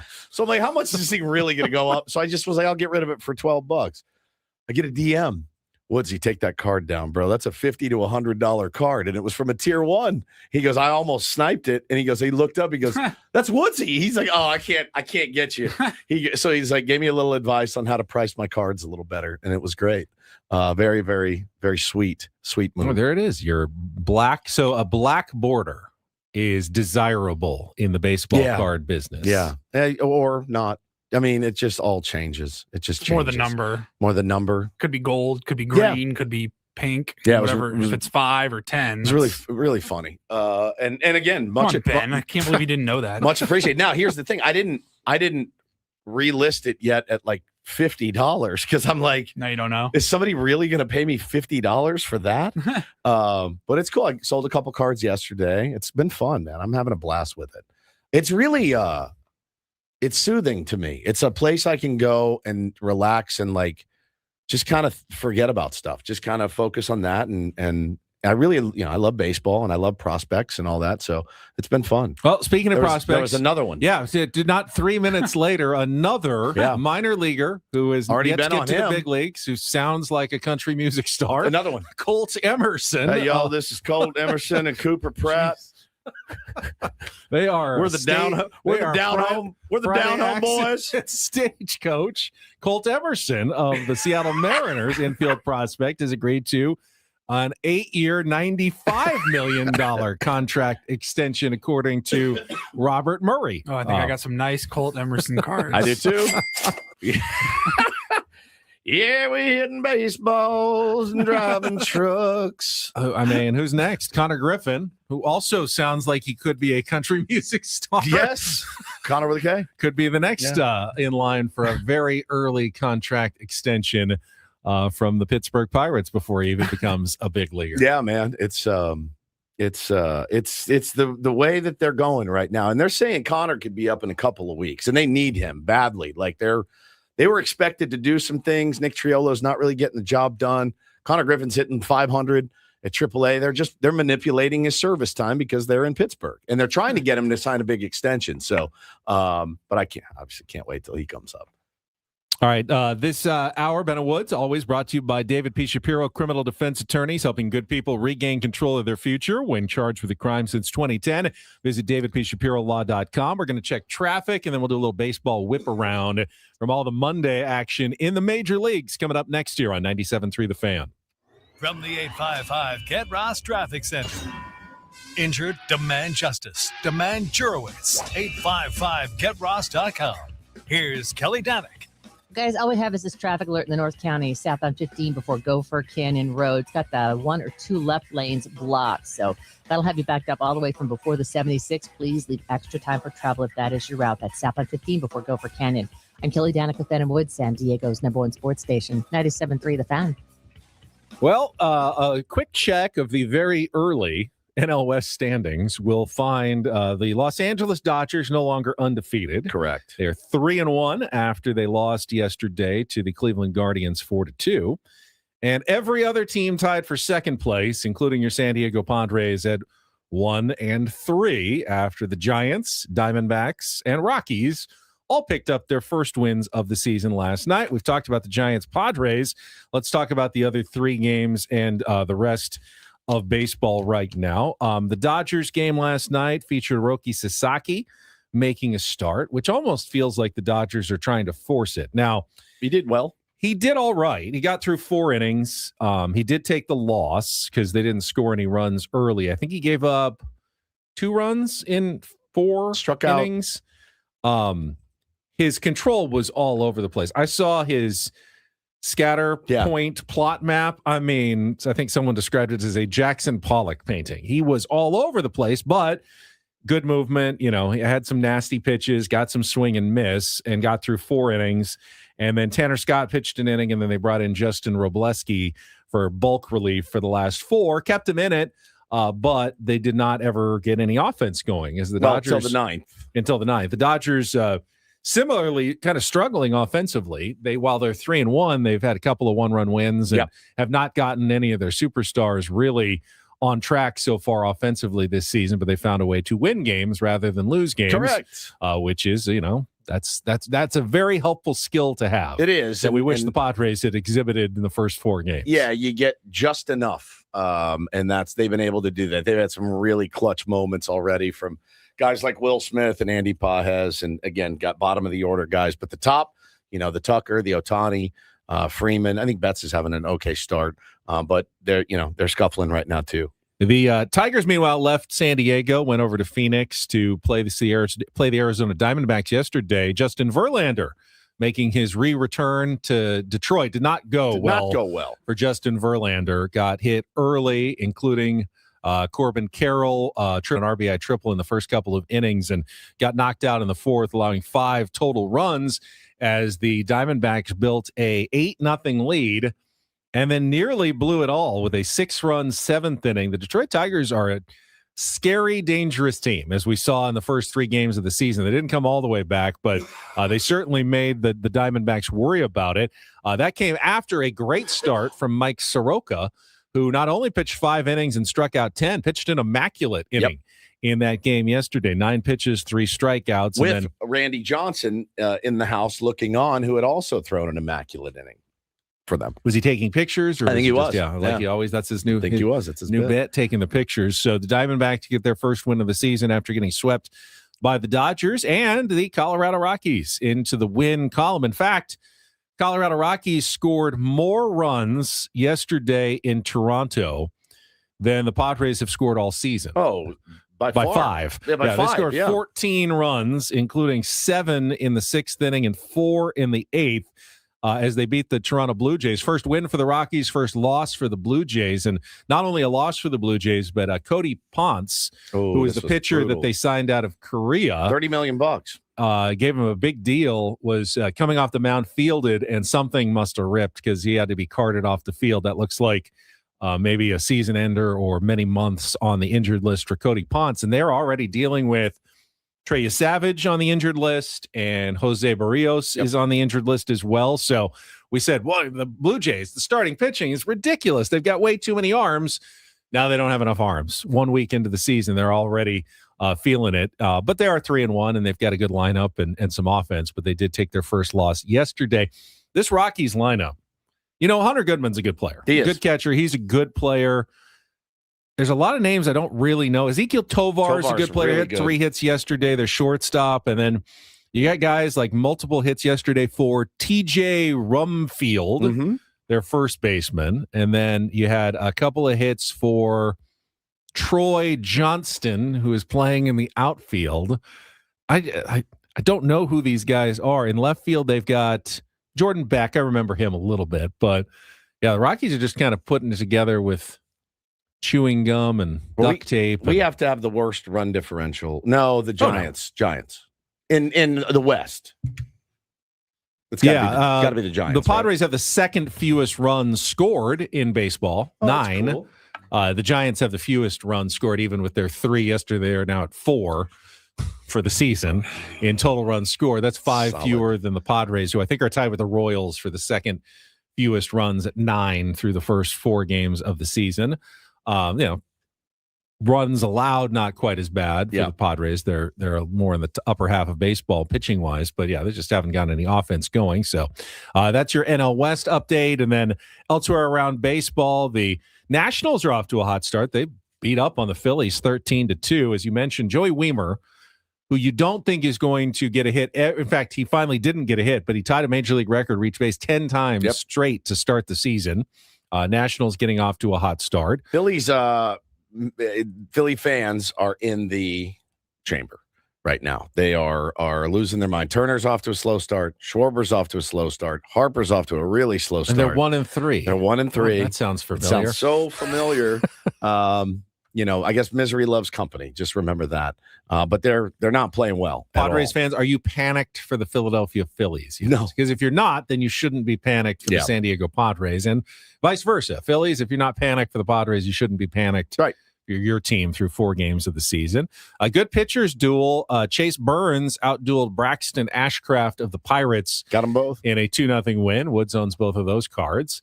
Edward Cabrera, nice debut for the Chicago Cubs after the offseason trade from the Marlins. 6 shutout innings in a 7-2 win over the LA Angels. Good pitchers performance by the Braves. Bryce Elder, 5 innings. Robert Suarez, one of the guys who came in relief and combined on a 7-hit shutout as the Braves shut out the struggling Sacramento A's 4-0. They've really gotten off to a tough start this season. The Mets, Bo Bichette, after getting booed, came up with a couple RBI. Those were the difference in a 4-2 win over the St. Louis Cardinals. The Tampa Bay Rays got a run in the 9th inning to hand the Milwaukee Brewers their first loss of the season, 3-2. Jose Altuve, 2 home runs for the Houston Astros as they beat the Boston Red Sox 8-1. Of course, the Padres heading to Boston for their opening day on Friday to open a 3-game series at Fenway Park. They're looking pretty rough too. A lot of their offseason acquisitions. I mean, Red Sox fans, Philly fans, and Padre fans. Also 1-3 in my timeline. Very upset. Ranger Suarez, who was kind of the big offseason addition, has not pitched well. He's had 1 start. So, again, I think he'll be there at the end of the year amongst the best. But slow starts for a lot of good teams. Skip Schumacher and the Texas Rangers got their 3rd straight win as they beat the Orioles 5-2. Nice start for Jack Leiter after giving up a Gunnar Henderson home run early. He got a lot of swing and miss in that win. And you had the undefeated Miami Marlins taking on the winless Chicago White Sox. And, of course, the Chicago White Sox got their first win. The Marlins took their first loss. And that Marlins game, actually, I tweeted about it because I was looking at the box score late in the game, and the Marlins had 9 position players and 2 pitchers who had appeared in the game, 11 total players. 6 of them had come from the San Diego Padres organization out of the 11 who had appeared in the game. Jacob Marcy, Xavier Edwards, Owen Casey, Graham Pauley, and then Chris Paddock started the game, and Lake Bacher came in for 3 innings of relief after Chris Paddock. So they made some moves with those guys over the they have done a lot. Years. And then everyone was kind of tweeting, what's your point? And I go, I don't know. I just thought it was kind of interesting. I'm not jealous. Like, I don't know. I wouldn't trade the Padres lineup for the Marlins lineup. I do think there are some good players potentially in there. Owen Casey looks like he might be real deal. Marcy had a really good year last year. Yeah, and he got off to a good start in his career, and he had 2 hits in last night's game. I'm not saying that A.J. Preller won't regret some of those deals at some point. Sure. I think Robbie Snelling's going to be the deal he regrets the most. I don't know that any of those guys cracks the Padres starting lineup at this point. Did you mention Pat? You mentioned Paddock, right? I mentioned Paddock. He's horrible. He was not good. 8 hits, 8 earned runs. They did the whole. Didn't walk anybody. They did the whole bit too. Did you guys see on social media?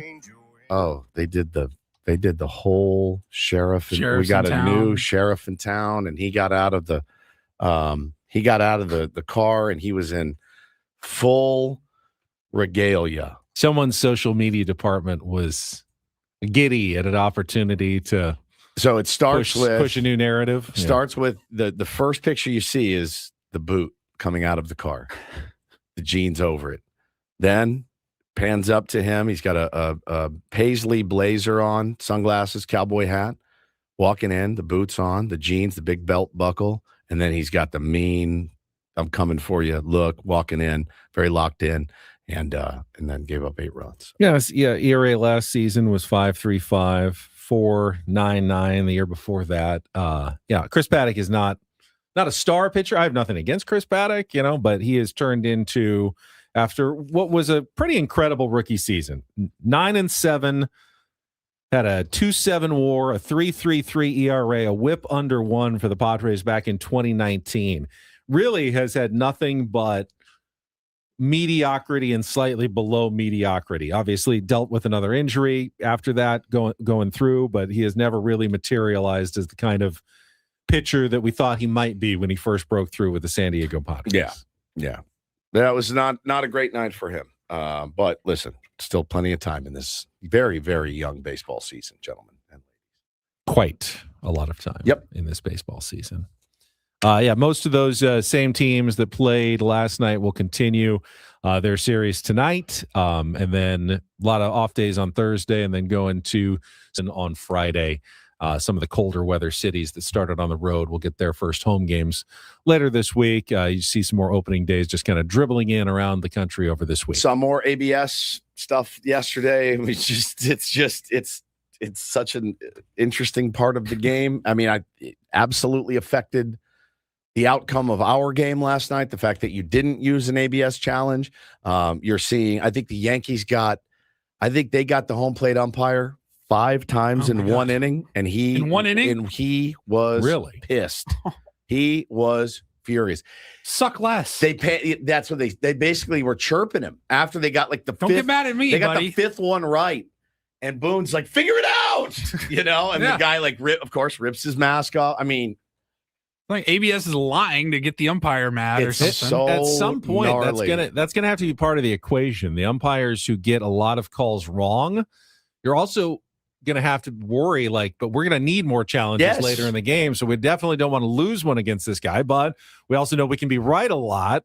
So it's both. It's like, should we be more aggressive or less aggressive against the umpires who make a lot of mistakes? All it takes is one umpire to start getting, his feelings hurt. And then any close call, if you've been challenging him a few times, he's going to give it to the other team and make you use those challenges. That's right. And maybe eventually you burn one early and you didn't need it. You're so gun shy. It's a bit of a train wreck, and I love a train wreck. Broadcasting live from the Bill House Studios, we know how. It's Ben and Woods. We've got 2 more hours to go, including Take on Woods, Jesse Agler, all coming up in the 8 o'clock hour next year on 97.3 The Fan.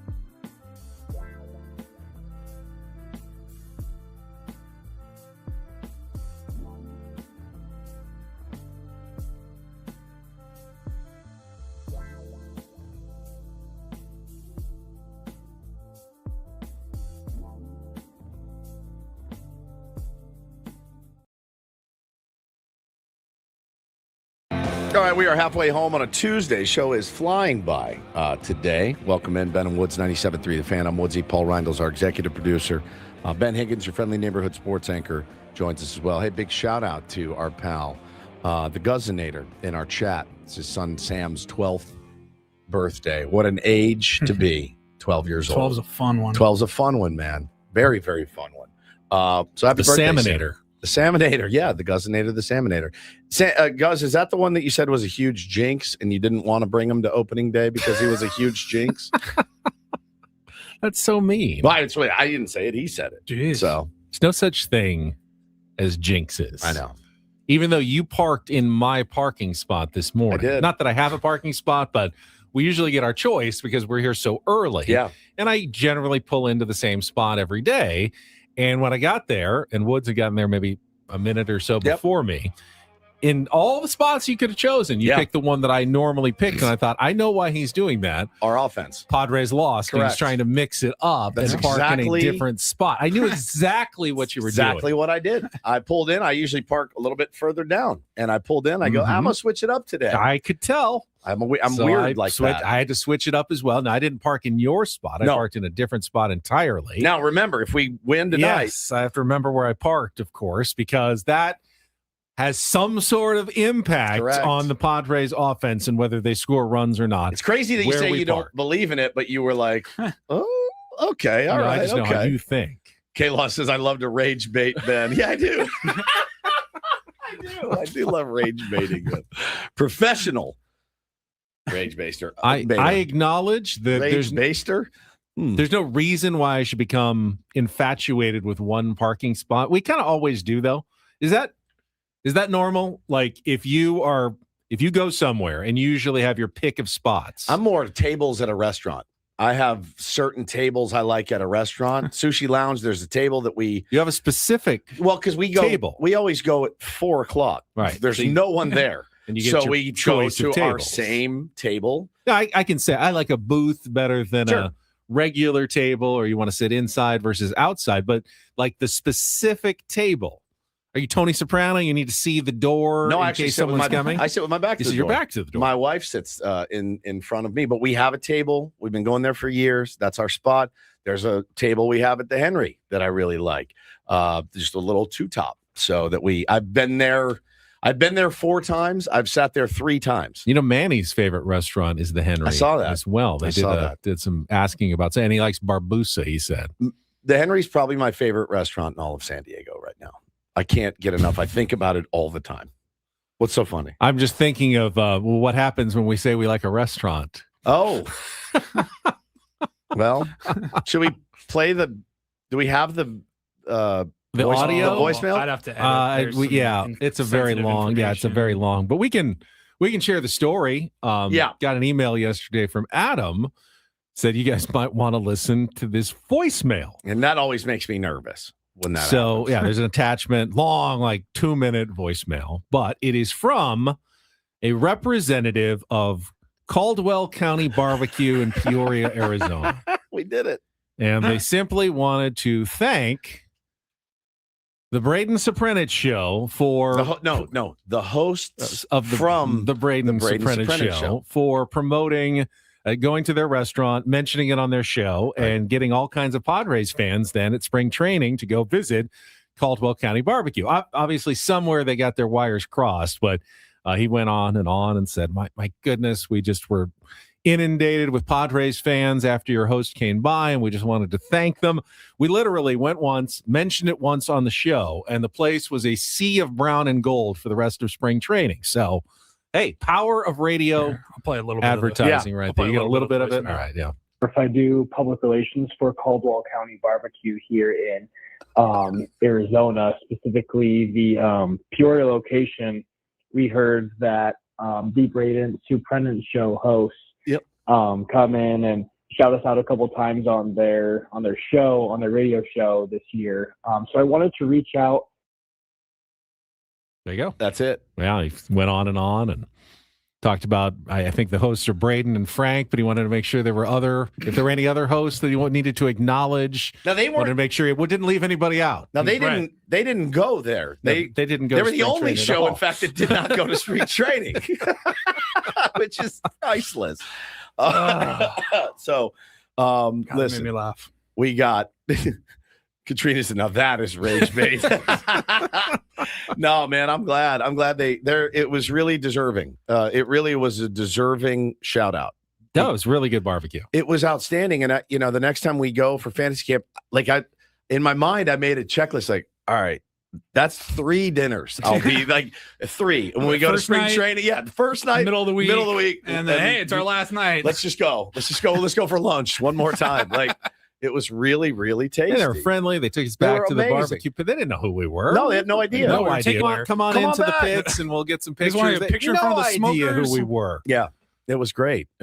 So, but no, I mean, listen, we didn't get the credit for it, but I think it was it sorted it out. I mean, they're in Arizona. They may not know exactly how our local radio station works. Sure, they probably went to the website, saw it, sounded familiar or whatever, but man, it was really, really good barbecue. I'm weird. Like once I find a restaurant that I like or a dish, even like I've been to the Henry 4 times. I've gotten the same thing every time. Such a diverse on the Henry. I don't miss. I you get the same thing, but I get the short what ribs. If there's something better.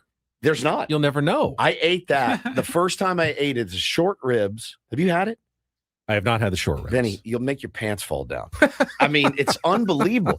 Short ribs, little mashed potatoes, a little blue cheese in there, some caramelized. I mean, it's unbelievable. So I ate it the first time. I went, well, I got to get that again. I've been like 4 times. I've had it every time. If you're going to a restaurant and you're going to go regularly, I feel like you need to try a few different menu items. And then if you're sure, you can go back to your regular. But you can't just fall in love with the first menu item and just order that every single time. Absolutely, you can. Depriving yourself of something that you have never even tried that could be your favorite menu item ever. How can you deprive yourself of something that you already love? Like, I know that's good. I don't need to try the salmon or the pasta. Like, I know the short rib is what I want. What about you, Paulie? When you go to a restaurant, do you always end up ordering the same thing? Or I'm more willing to get something different, I think, than Woods, but I totally know where he's at. Like, this is good. It's your favorite thing.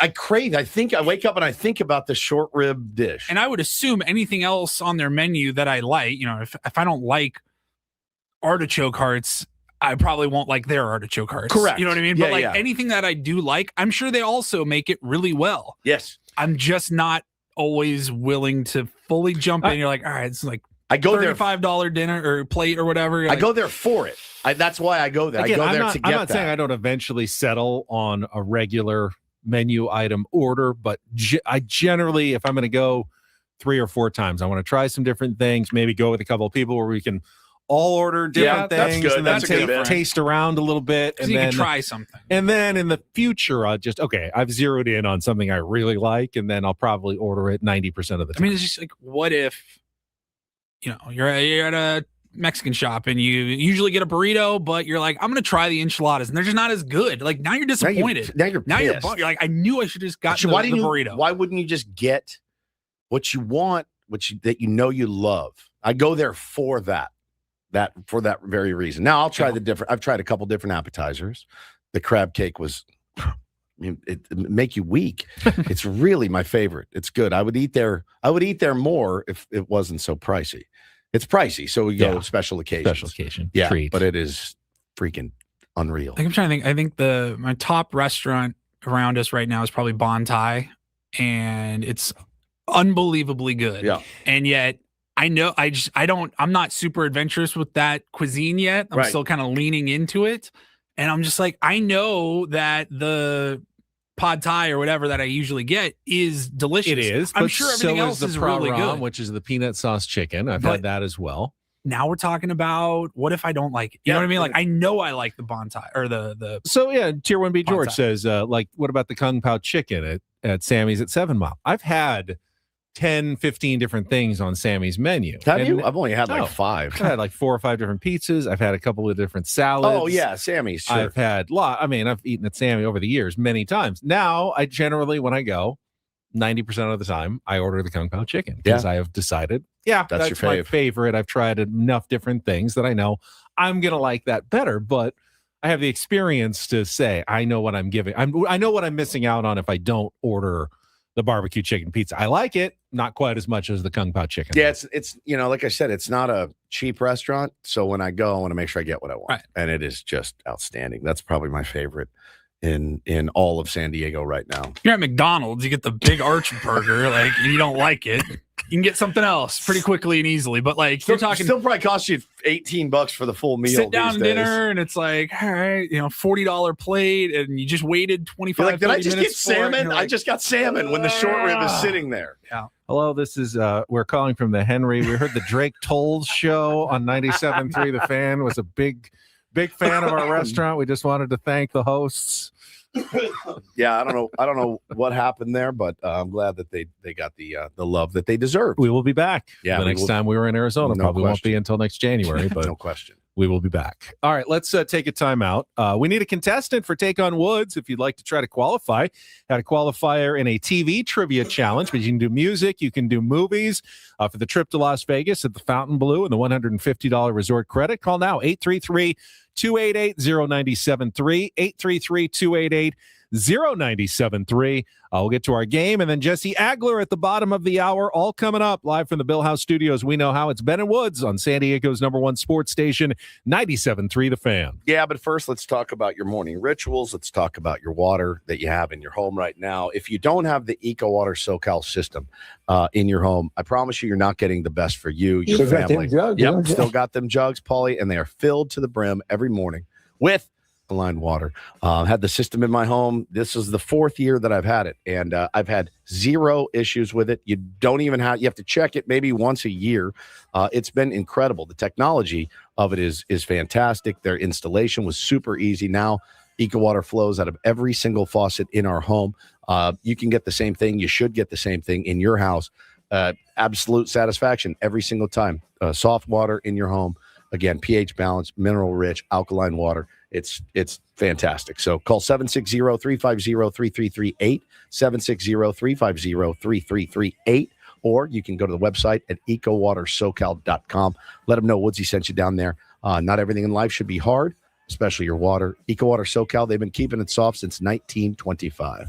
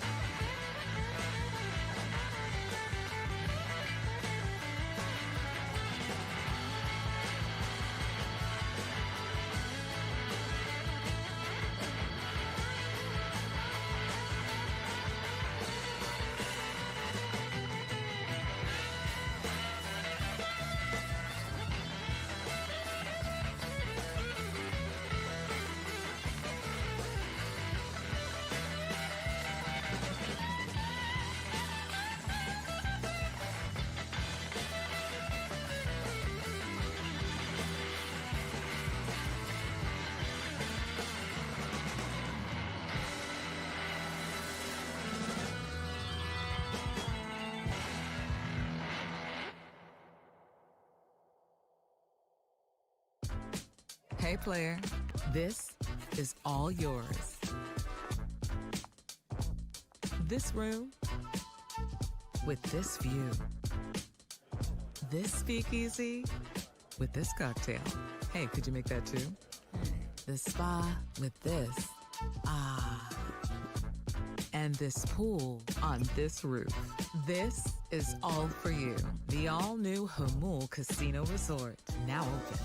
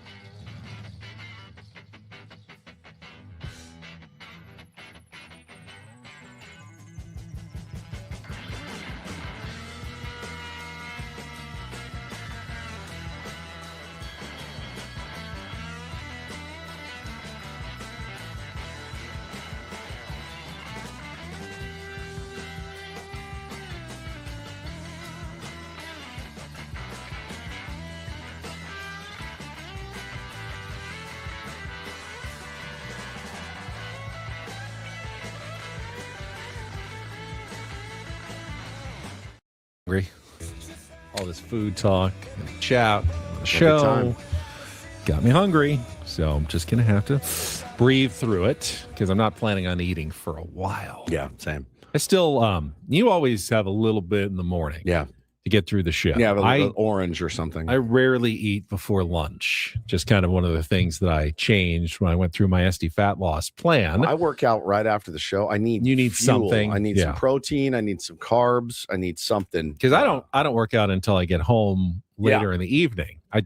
I could never, because I just never would. If I had to wait till 7 o'clock, I'd be like, I'm not doing that. Yeah, I'll 7 o'clock when I get home, I'll get on the Peloton, which my mom pointed out. We had this topic wheel question earlier. What purchase surprised you that you ended up liking and changed your life? The Peloton's the answer, because I had no interest in it. That was actually, my wife wanted one in the pandemic, and I go, I'm never going to get on this thing. And now over 1,300 rides later, that's insane. Got to say that it unexpectedly changed my life for the better. My wife loves hers. Yeah. Loves it. So anyway, we got Jesse Agler coming up in just a few minutes. Before that, though, let's get to today's game. It is time to take on Woods.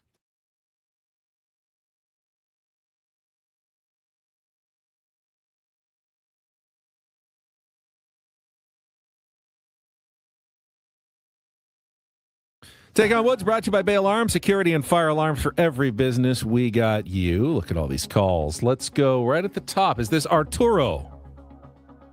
This is Arturo. Hello, Arturo. How would you like to try to qualify for a trip to Las Vegas? That'll be great. All right, let's do this. If you can beat or tie Woods in our 5-question trivia challenge, you will qualify for the grand prize drawing, a trip for 2 nights at the Fontainebleau Las Vegas and a $150 resort credit. Check out their pools, day clubs, expansive screens for all the sports. Book your stay today at FontainebleauLasVegas.com. All right, we've got music, movie, or TV trivia for you. Our music category, still Cry Me a River, 5 song titles that include the word cry. Movies, still Time Travelers, movies with a time travel element. And finally, our new TV category, City Limits, 5 TV series with a U.S. city name in the title. So what would you like to play, Arturo? Music, Crimea River, movies, Time Travelers, or TV, City Limits? Movies, time travel. Time Travelers. All right, 5 movies, time travel, a major plot element. You'll have 60 seconds to answer as many of the 5 as you can. If you don't know one, you can pass. We'll come back to it if there's time left on the clock. First question is our 2-second movie clip. Paulie will play you a short clip. Hopefully I sent it to him of a movie. You need to identify the movie based on that clip. You compare. If you beat or tie Woods, you're into the drawing for Las Vegas. It's that simple. Arturo, are you ready to play? Ready. All right. The category is Time Travelers. It is movies. Your 60 seconds begins when Paulie plays our 2-second clip. Good luck, Arturo. Let's take on Woods. When this baby hits 88 miles per hour, you're going to see some serious Correct. High school students go back in time to collect famous figures from the past for their history report, in which 1989 comedy starring Keanu Reeves and Alex Winter. Bill and Ed's Excellent Adventure. Not quite. Bruce Willis. Yes, correct. Bruce Willis is a convict sent back in time to discover the origins of a deadly plague and ends up in a mental hospital with Brad Pitt, in which 1995 Terry Gilliam film. Pass. Like Bill Murray in Groundhog Day, Tom Cruise keeps reliving the same day, but this time it's to save the world from an alien invasion, in which 2014 film.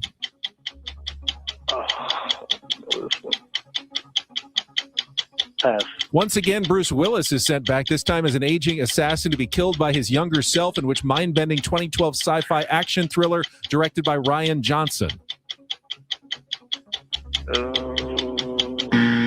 Time is up. We only got the 2, Back to the Future and Bill and Ed, but we gave it Ted's Excellent Adventure. He came back and got it. The first Bruce Willis movie, the plague one, is 12 Monkeys. Bill Murray, Groundhog Day, but with Tom Cruise fighting aliens, is Edge of Tomorrow. And Looper is the other Bruce Willis movie as an assassin. So we got 2. Woods comes back in. We got a movie category for you today, Woods. Let us put 60 seconds back on the clock. Your time begins when Paul plays our 2-second movie clip. Good luck, Woods. Let's take on Arturo. When this baby hits 88 miles per hour. Back to the Future. Correct. High school students go back in time to collect famous figures from the past for their history report, in which 1989 comedy starring Keanu Reeves and Alex Winter. Bill and Ted's Excellent Adventure. Correct. Bruce Willis is a convict sent back in time to discover the origins of a deadly plague and ends up in a mental hospital with Brad Pitt, in which 1995 Terry Gilliam film. Saw it. Pass. Like Bill Murray in Groundhog Day, Tom Cruise keeps reliving the same day, but this time it's to save the world from an alien invasion, in which 2014 film. I'm embarrassed. Next. Once again, Bruce Willis is sent back, this time as an aging assassin to be killed by his younger self, in which mind-bending 2012 sci-fi action thriller directed by Rian Johnson.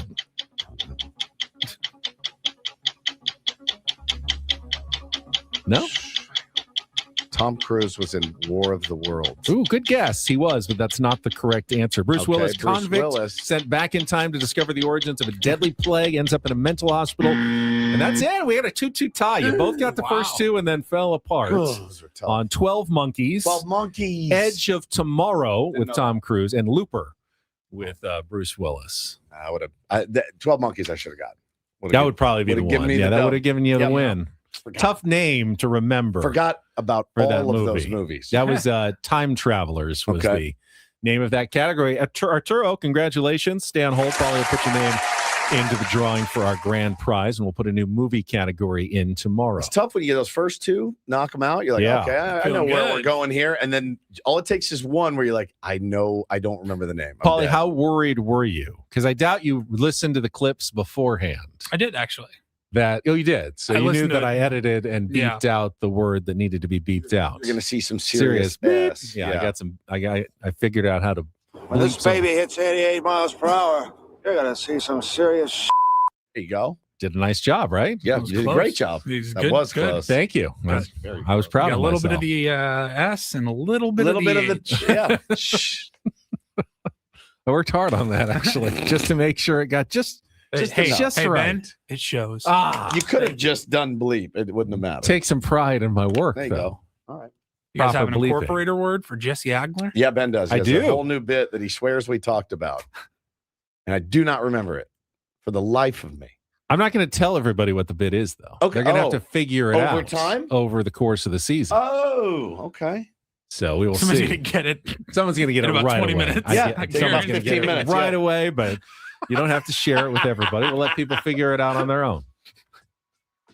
But then that kind of absolves you from necessarily. I mean, if you have a good word, you can always throw it in. Yeah. But I've got an idea, and I'm going to see how long we can play it out over the course of the season. Okay. We'll have our first conversation with Jesse Agler when we come back. Again, it is Ben and Woods. It is brought to you by David P. Shapiro, criminal defense attorneys, helping good people regain control of their future when charged with a crime since 2010. Visit davidpshapirolaw.com. Back with the voice of the Padres next year on 97.3 The Fan.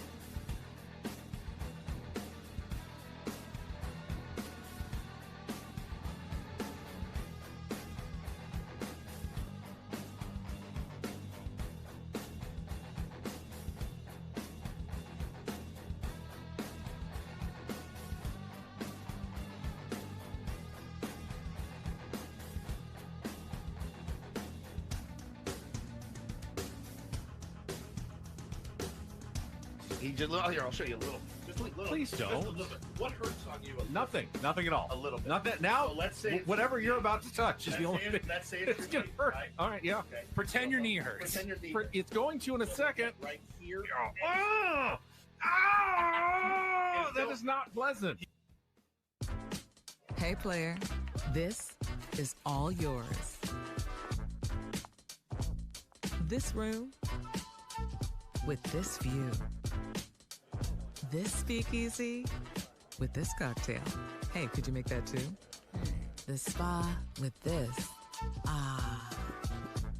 And this pool on this roof. This is all for you.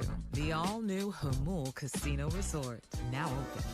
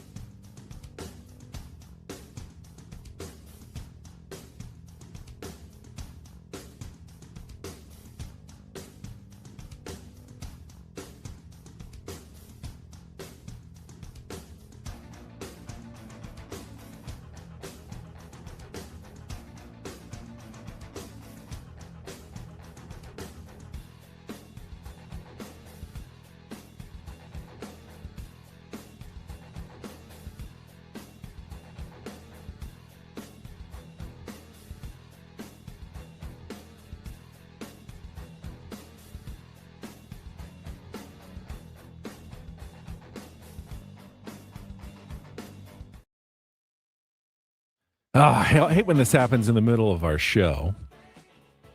Dennis Lynn just dropped a piece on the story behind Korn and Blind. And the club, just like we asked him. And the clubby, it looks like it's our friend TJ Laidlaw. Oh, it makes who may have been sense, the origin of Korn's Blind as Mason Miller's walkout song. Perfect. I hope to hear it again at some point. Saw TJ on opening day, one of my favorite unsung behind-the-scenes staffers of the San Diego Padres. He's basically in charge of all of their equipment, like getting it to Peoria, getting it back from Peoria, whatever they need over the course of the year.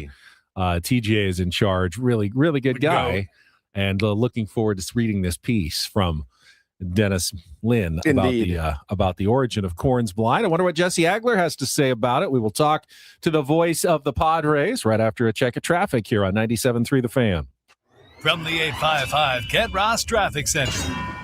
Injured? Demand justice. Demand Jurowitz. 855GetRoss.com. Here's Kelly Danick. Traffic is brought to you by Albertsons, Vons, and Pavilions. Watch out for some plywood in the two left lanes on northbound 5 right before East Street. Crash has cleared on westbound 8 at the northbound 805 connector. And good news for southbound 15 travelers in the North County. Crash has cleared from the left lanes right before Gopher Canyon.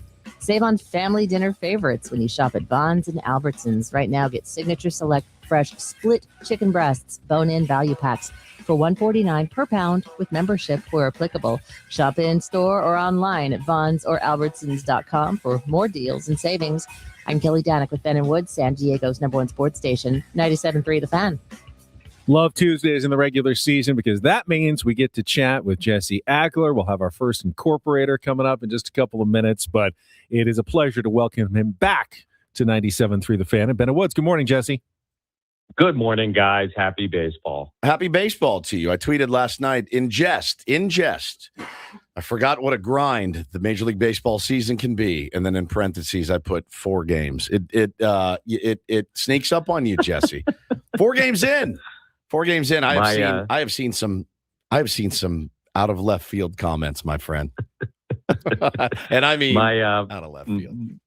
My standard line is, and I'm sure I've used it with you guys 1,000 times in the last decade or whatever it is, like, every year we get collective amnesia and we forget just how long the season is. Yes. And like that applies 4 days into the season. That will apply at the end of April. That will apply Memorial Day. That will apply at the All-Star break. Remember last year, the Tigers, who we just saw, had the best record in baseball at the All-Star break. They had the 11-game lead or whatever it was, at the beginning of September. And then they did not win their division. So much can change so quickly over the course of the baseball season. And it is so long and so much happens. And so anybody trying to make any kind of grand, proclamations after 4 games or even after 3 months, it's a crazy thing to do. I mean, it's just so long. It's insane. And as Joanna says in the chat, you actually said that last year when we were 14-3. It's still a very long season. And that proved to be really true. That really did. But that 14-3, 15-5, that really carried this team. We were kind of an average team after that. So I think, we saw that formula last year. We're obviously not off to that. You can still go, by the way, 14-3. You just need to win your next 13 games. But getting the hot start would have been nice, but it's not to be. No, it's not to be. And, I think, you look at the schedule and you look at, what it looked like at the beginning of last year against the Braves and the Guardians, and you look at what it looks like this year. I think the whole Skubal-Fromber thing to me is probably like the big storyline, from the first few days here. Facing those 2 guys right out of the chute is probably something of a worst case scenario for an offense. Because, I think for me, Skubal is the best pitcher in baseball right now. If you want to have the Skeens crochet argument, that's fine. But just my own opinion is that he's the top of that list.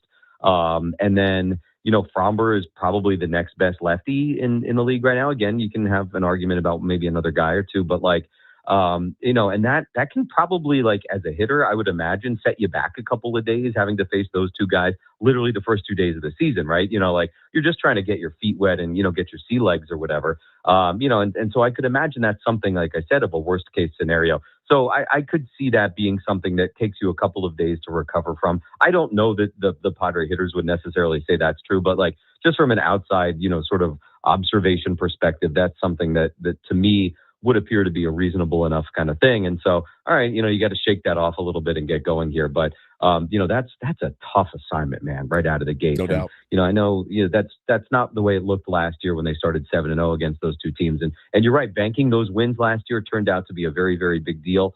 But, at the same time, you go back to what it was in August last year. At one point, they were a game up on the Dodgers late in the season. And, they had every opportunity to go and run away from the Dodgers last year. And at the same time, the Dodgers had every opportunity in August and September to run away from the Padres. Neither team went out and did that last season. So, again, so much is going to happen up, down, left, right over the course of the summer. And, we'll kind of wait and see how this whole thing plays out. And, Jesse, I will build on what you said. Throwing out the opening day matchup with Tarek Skubal, which really tough matchup for a lefty like Jackson Merrill, who went 0 for 4 with 3 strikeouts that day. He's really had the best moments of the season. The catch, the home run robbing catch, the home run last night. He also got robbed, I think, of a double potentially by Casey Schmidt on a very hard hit ball down the line yesterday. He's had some big hits. He looks to me, Jesse, and by the way, great calls on the home run robbery and the home run. He looks to me like he's poised for a really big season so far. Yeah, I mean, he's never, ever going to be like, oh, injuries were an issue last year. But hard to say that injuries weren't an issue last year, right? We all saw how good he was in his rookie season and how special he was. And I mean, my observation of Jackson Merrill last year was he just never really got clicked all the way in, because of the injuries and sort of, it was nothing major enough where he was, like out for 2 months or something like that. But he had 3 trips to the injured list. And, when the league is sort of making its adjustments, and you're going to the IL a little bit here and a little bit there, that's a hard year, and you add in the sophomore stuff, right? And I think that's a weird season. That's a tough year for a guy. So, a healthy Jackson Merrill, a Jackson Merrill who is, collecting more and more data on the way teams are handling him. And obviously he's got all the talent in the world. He's got the competitive drive that I think we all wish, every player in the league had, or every player we're a fan of would have. He's incredibly special. So yes, he's also, I think, as you would expect from a guy who's going to turn 23 years old in a few weeks, he's gaining more maturity, more understanding of his role and his place on this team. He knows what he can bring. I think, after the home run robbery against McGonigal the other night, you saw the emotion, and he has an understanding of what he can bring to this team with that emotion. He said that, he's like, I know that, when I react that way, it's something that not only the crowd feeds off of, but that my teammates feed off of. And so he's kind of perhaps at times going to go out of his way to make sure he's doing stuff like that, to kind of hype everybody up. And, we saw Fernando do that earlier in his career a lot, and, kind of understanding that that's, part of the role that I'm going to play here. And that's cool. You love to see a young guy having an understanding of that and leaning into that and kind of helping his team in that way. Yeah. And we talked earlier in the show, talking to Jesse Agler here on Ben and Woods, about Fernando in particular. And, I think a lot of people, talking about the WBC, and listen, you're playing for your country. It's a short tournament. It's a sprint. That's a sprint. This is a marathon. I think he was visibly upset last night that maybe he did not challenge that call, that he punched out in a big spot there in the ninth. He's a guy that wears his emotions on his sleeve. I don't want to change him or temper him, though. We need him to be who he is. And I get the sense, we talked about it too, Benny mentioned it, I don't know that him being upset with himself brings the team down anymore. I think there might have been a time early, but I think he's well enough established now that, like, you just kind of got to let Toddy be Toddy, in my opinion. Yeah, I mean, he's going to have his ups and downs emotionally, and like you said, I think when a guy is an emotional player, there are two sides to that, right? Like when you have your slow and steady guys whose peaks and valleys are pretty shallow, right? That's how it's going to be. But if you're going to have a high emotion guy, it's probably going to go both directions. And so if you have a guy who's going to have the big positive emotions, you're going to have to be okay with him having the big low emotions too when he feels that way. That's generally how it is. Like, if you're an emotional person, take baseball out of it. Like, if you are an emotional person, you're generally going to have that go both ways. And so, if a guy's going to be upset at himself, you have to live with that. If he's going to be the big positive, happy emotion guy, he's probably going to be the big negative emotion guy also. And so I've got no problem with Fernando being down on himself or frustrated with himself when, he's upset about, a negative thing. I think that's how that goes, right? Like, I'm not a psychologist or anything like that, but I mean, to me, that's like a common sense thing. Somebody who's a little bit more stoic, and they don't get too crazy excited when something good happens, they're probably not going to be too showing of a negative emotion either. But again, if you're a big, happy, crazy guy when something goes right, there's probably going to be a mirror reaction when it goes the other way. So look, we are who we are emotionally as creatures, right? And I don't think you ever want to make somebody change who they are. And Fernando has shown himself to be, as talented as anybody on the planet. And his emotions are a very big part of that. When things are going well for Fernando, he produces enough electricity and energy to feed all of San Diego County. Very true. And, when things are not going well, he has to kind of handle that the way that he has to handle that. But look, it's going to be a major net positive when all is said and done. Talking to Jesse on our SDCCU fan hotline. It's not big bank banking, it's better. Speaking of ABS, how has it affected you at all in terms of how you have to broadcast and kind of watch for that as it pops up at critical moments in the game? We've seen it many times already in 4 games, kind of have an impact on at-bats that have an impact on the rest of the game.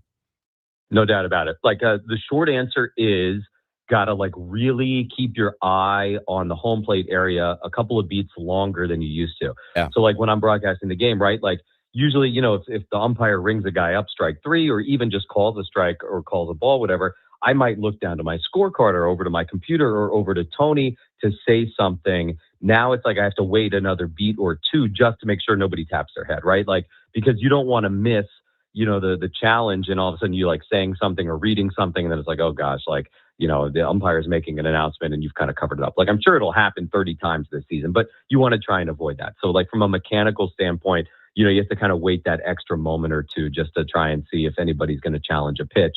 And then beyond that, like, there's also sort of like, this is getting a little bit more geeky in the weeds, but like during spring training, we kind of played around, Tony, Dave and I, with like, all right, with the umpire announcements, because they make the announcement, then they show the video board, then there's an announcement afterwards. And like on the radio, it's different than TV, obviously, because you can't see the video board. So like, how much are we going to describe what happens versus how much are we going to let the umpire describe what happens? And we learned during spring training, there was kind of like a lot of inconsistency with the amount of information the umpires were giving. Some umpires were just saying the batter challenges the call. Some umpires were saying the batter is challenging the call of a strike. And then after the challenge, some umpires were saying the call is reversed. Some umpires were giving the count after it was, some umpires were saying they now have 2 challenges left, or, giving a lot of information. So what we realized was the umpire's announcement after the challenge was kind of superfluous, right? It didn't necessarily matter, and we had already said what happened. So we decided that on the radio, it doesn't make sense to give the umpire announcement after the challenge because we would have already said what happened. You would have already heard the crowd. So, like that's very geeky in the weeds, I know, inside baseball. But so we decided basically, all right, we're going to tell you, oh, there's a challenge coming. You'll hear the umpire announcement for he's saying that there's a challenge.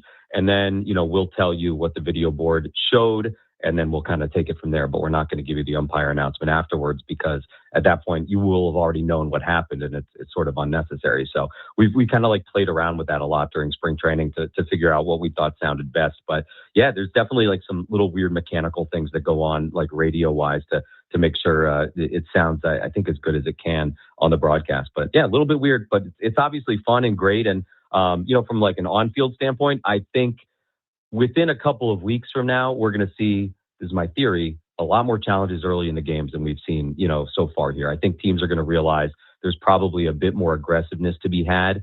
Now, we did see a couple earlier yesterday, I think in the same at bat, right, that didn't go the way of the challenger. So maybe that makes you a little bit gun shy, but I do think generally we will see some more early game challenges.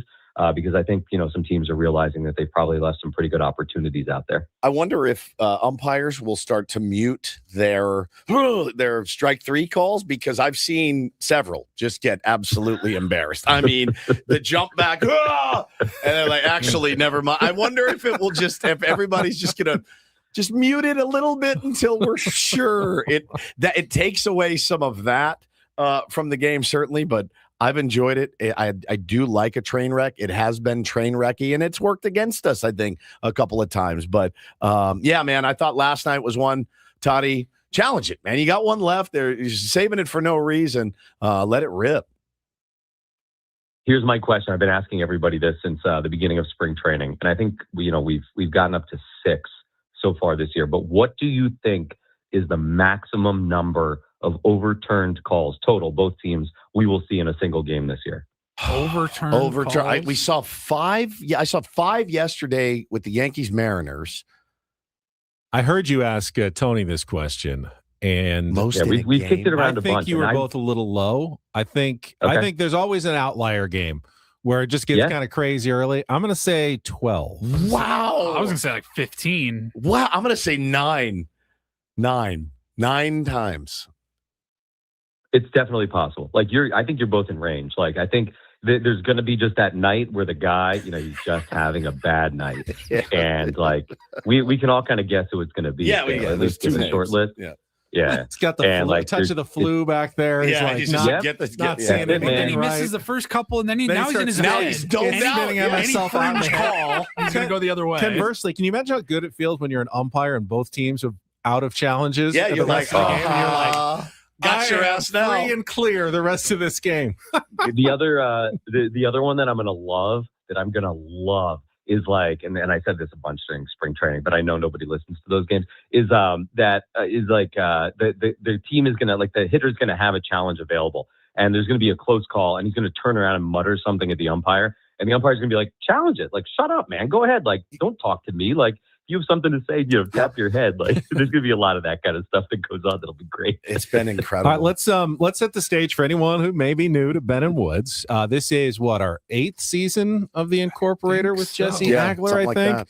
So on Tuesdays, Jesse joins us, and just to make things a little fun and more challenging, we give him a very odd vocabulary word that it is then his challenge to incorporate into that evening's broadcast. So we will start this season, Jesse, with your first Incorporator word of the year, aberrancator. Wow. Aberrancator.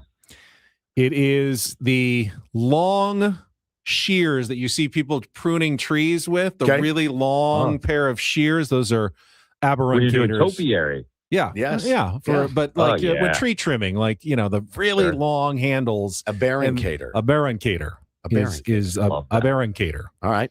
That's a great Incorporator word. It's a noun. It's a noun. Yeah. So you grab your aberrancator. Yeah. Okay. Or a pair of aberrancators. I'm not sure exactly. It's interesting. There's not an S at the end. That's interesting. Yeah. I've seen it both underwear. ways, but you can singularize it. It says aberrancator because you can't have a shear. Like, hey, I'm going to get out my shear. Right. It's shears, but it does look like you can say either aberrancator or aberrancators. So good luck with that tonight. Game 2 against the Giants. Appreciate it, guys. Thanks, brother. Jesse Agler, voice of the Padres and our Incorporator, and just got his contract extension. We congratulated him, but one more time, very happy for Jesse that he'll be sticking around here calling games in San Diego for hopefully a long time to come. No doubt. All right, we are done with 2 hours. That means we got 3 hours. That means we got 1 hour to go. Paulie's got some Roundel Report headlines coming up for us to start our 9 o'clock hour. We'll look ahead at German Marquez making his Padres debut later tonight as well. All still to come with Ben and Woods on San Diego's #1 sports station, 97.3 The Fan.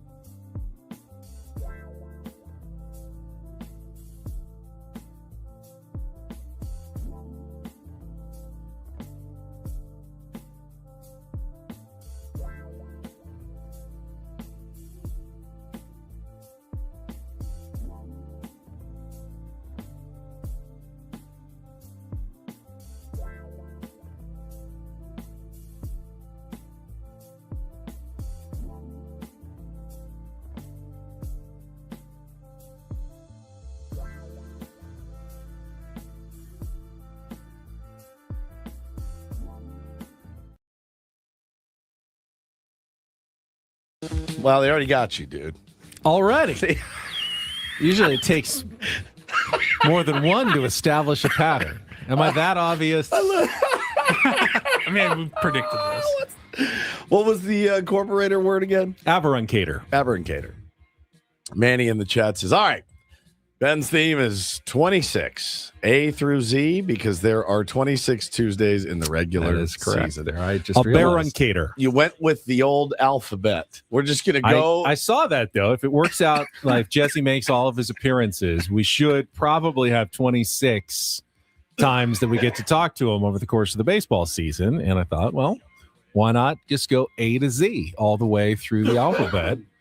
1 week at a time. Took you that long to figure it out? That's it? Incredible. A as in Aberruncator.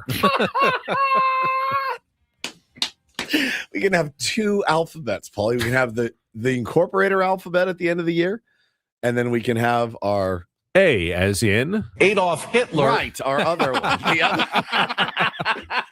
The other one. Now, don't tell Jesse, and let's see how long it takes for Jesse to figure Jesse, it out. He's very sharp. Barracuda. Okay, I got it. Yeah. He said this morning. He goes, "So do you want to go with that idea?" And I go, "What? What are you talking about?" This is before the show. Maybe I just have ideas in my head. Maybe. And I go, a full conversation with yourself. I go, "What?" And he goes, "The alphabetical one." I go, "What do you mean?" You're looking at me. I'm like, I don't know. And he goes, "I thought we would just go and order the alphabet." I go, "Oh. All right. I mean, if you want to." And he goes, but we'll make it easy, like artichoke. And I go, artichoke? I don't want to do artichoke. I want to make it hard. All right. I stepped up the difficulty. You did. Oh, my God. You went nuts. I did. A Aberruncator. It's brilliant. Do you have that where you swear that you had a conversation with someone? Who are you talking to? And you didn't? Who are you talking to?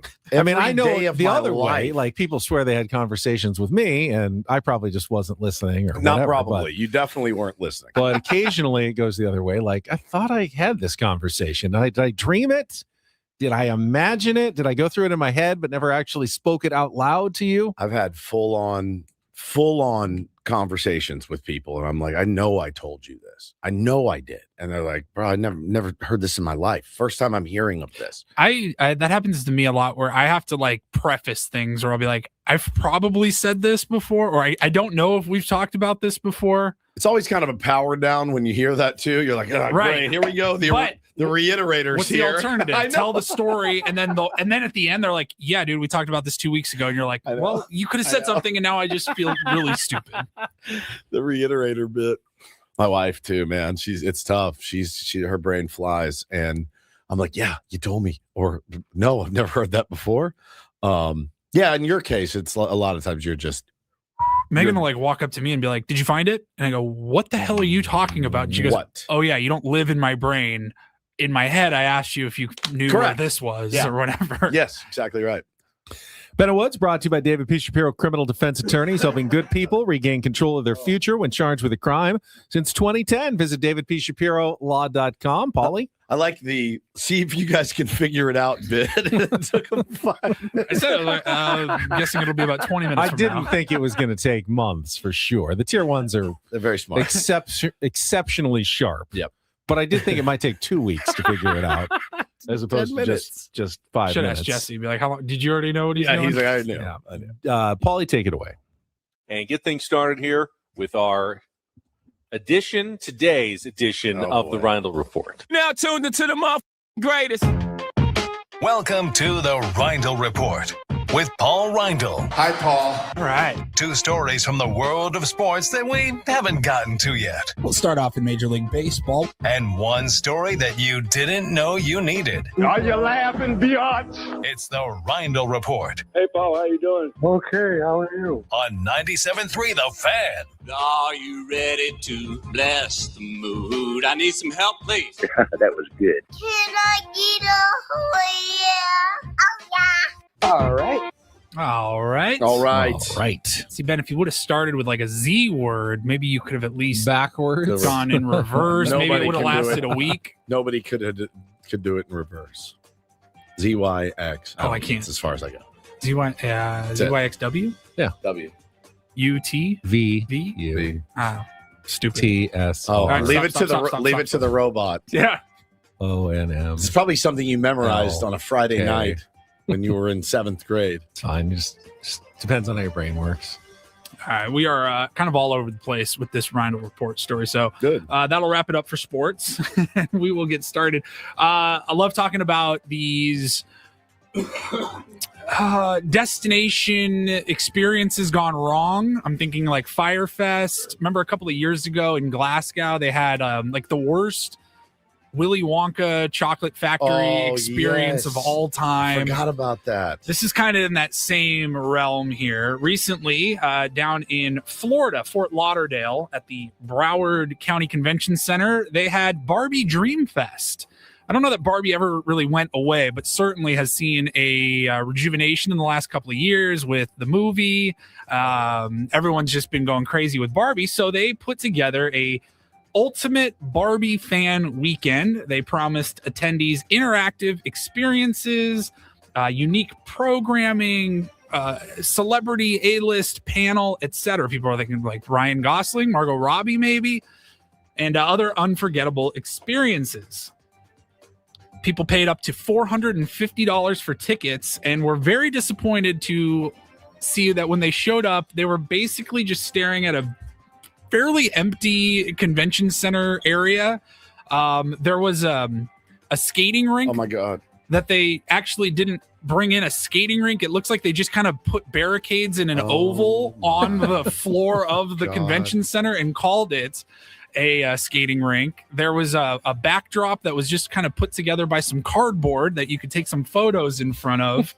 People like, we're showing like some B-roll here on our YouTube stream, and these two women, that is piss poor. These two women were there. They're like, look at that. We talked to mothers that flew their daughters here from wherever in the world. Is that like an obstacle course there? Like, dude, it's horrible. And they're saying this is Firefest, 3.0. God, it was Barbie Dreamfest, and it did not go well. There's like a big screen. It's just with some chairs in front of it. I swear to God, if you gave us 24 hours, we could put on a better Ben and Woods Fest. No or question. You know what I mean? Like, give us the space. It was just like a couple of PowerPoint slides running on a TV. And we get Ben on the meat wheel ASAP. Yeah. Just it was like they went to Party City or something. We're like, just grab whatever pink decorations we can find, and it was a nightmare. Here we go. Absolute nightmare. Oh, that was kind of cool. You can put yourself into a Barbie box. I would hope so. Inside the box. That's for $450. 100%. Picture. Seems like the bare minimum. I mean, $4.50. Sure, why not? $450. Spencer, don't do this to me, man. He goes, also, we need a Ben and Woods Fest. I'm like, oh, please don't do it to me. We have something coming up. You guys are going to want to. We've talked in the past about like Ben and Woodstock. Yeah, Ben and Woodstock would be great. The name, but we got to make it happen. But the just remember, just everyone listening, July 18th, just put it on your calendar. Okay? Save. What would like a festival look like? Would we have a booth where you can incorporate your own incorporator words, or I don't even know. It would need to be bands and stuff. Like bands. Ben and Woodstock. Right. Yeah. What do you think we're gonna do? I don't know. That's what I'm trying to imagine. Hey, come play Take on Wood all day. Forget it. Pass. You just writing 7,000 questions. You can go to headphones and you put on your own. Yeah, put a Take on Woods questions. Yeah, you get listen to them and. Hall H will be the Rindle Report. I'll just be there all day just telling you these stupid stories. You just put a board out and let people play with the board. And yeah. Number 5. Everybody put your hands in the air. Play with Paul's soundboard. I would love that. That would be a great exhibit. That would work. All right, we will move on from Barbie Dream Fest. So I saw this a couple of weeks ago, actually, finally getting around to it. If you want a way to get a free ice cream cone next time you're visiting a Chick-fil-A, I've got a way you can do it, and it's pretty simple and easy. Chick-fil-A is offering these cardboard cell phone coupes to bring to your table and store your phones in there. If your whole family will put your phone in looks like a to-go box. They're calling it a coupe, the cell phone coupe. Put your phone in the box, the whole family, everybody puts their devices in there, and you eat your meal together, present with each other.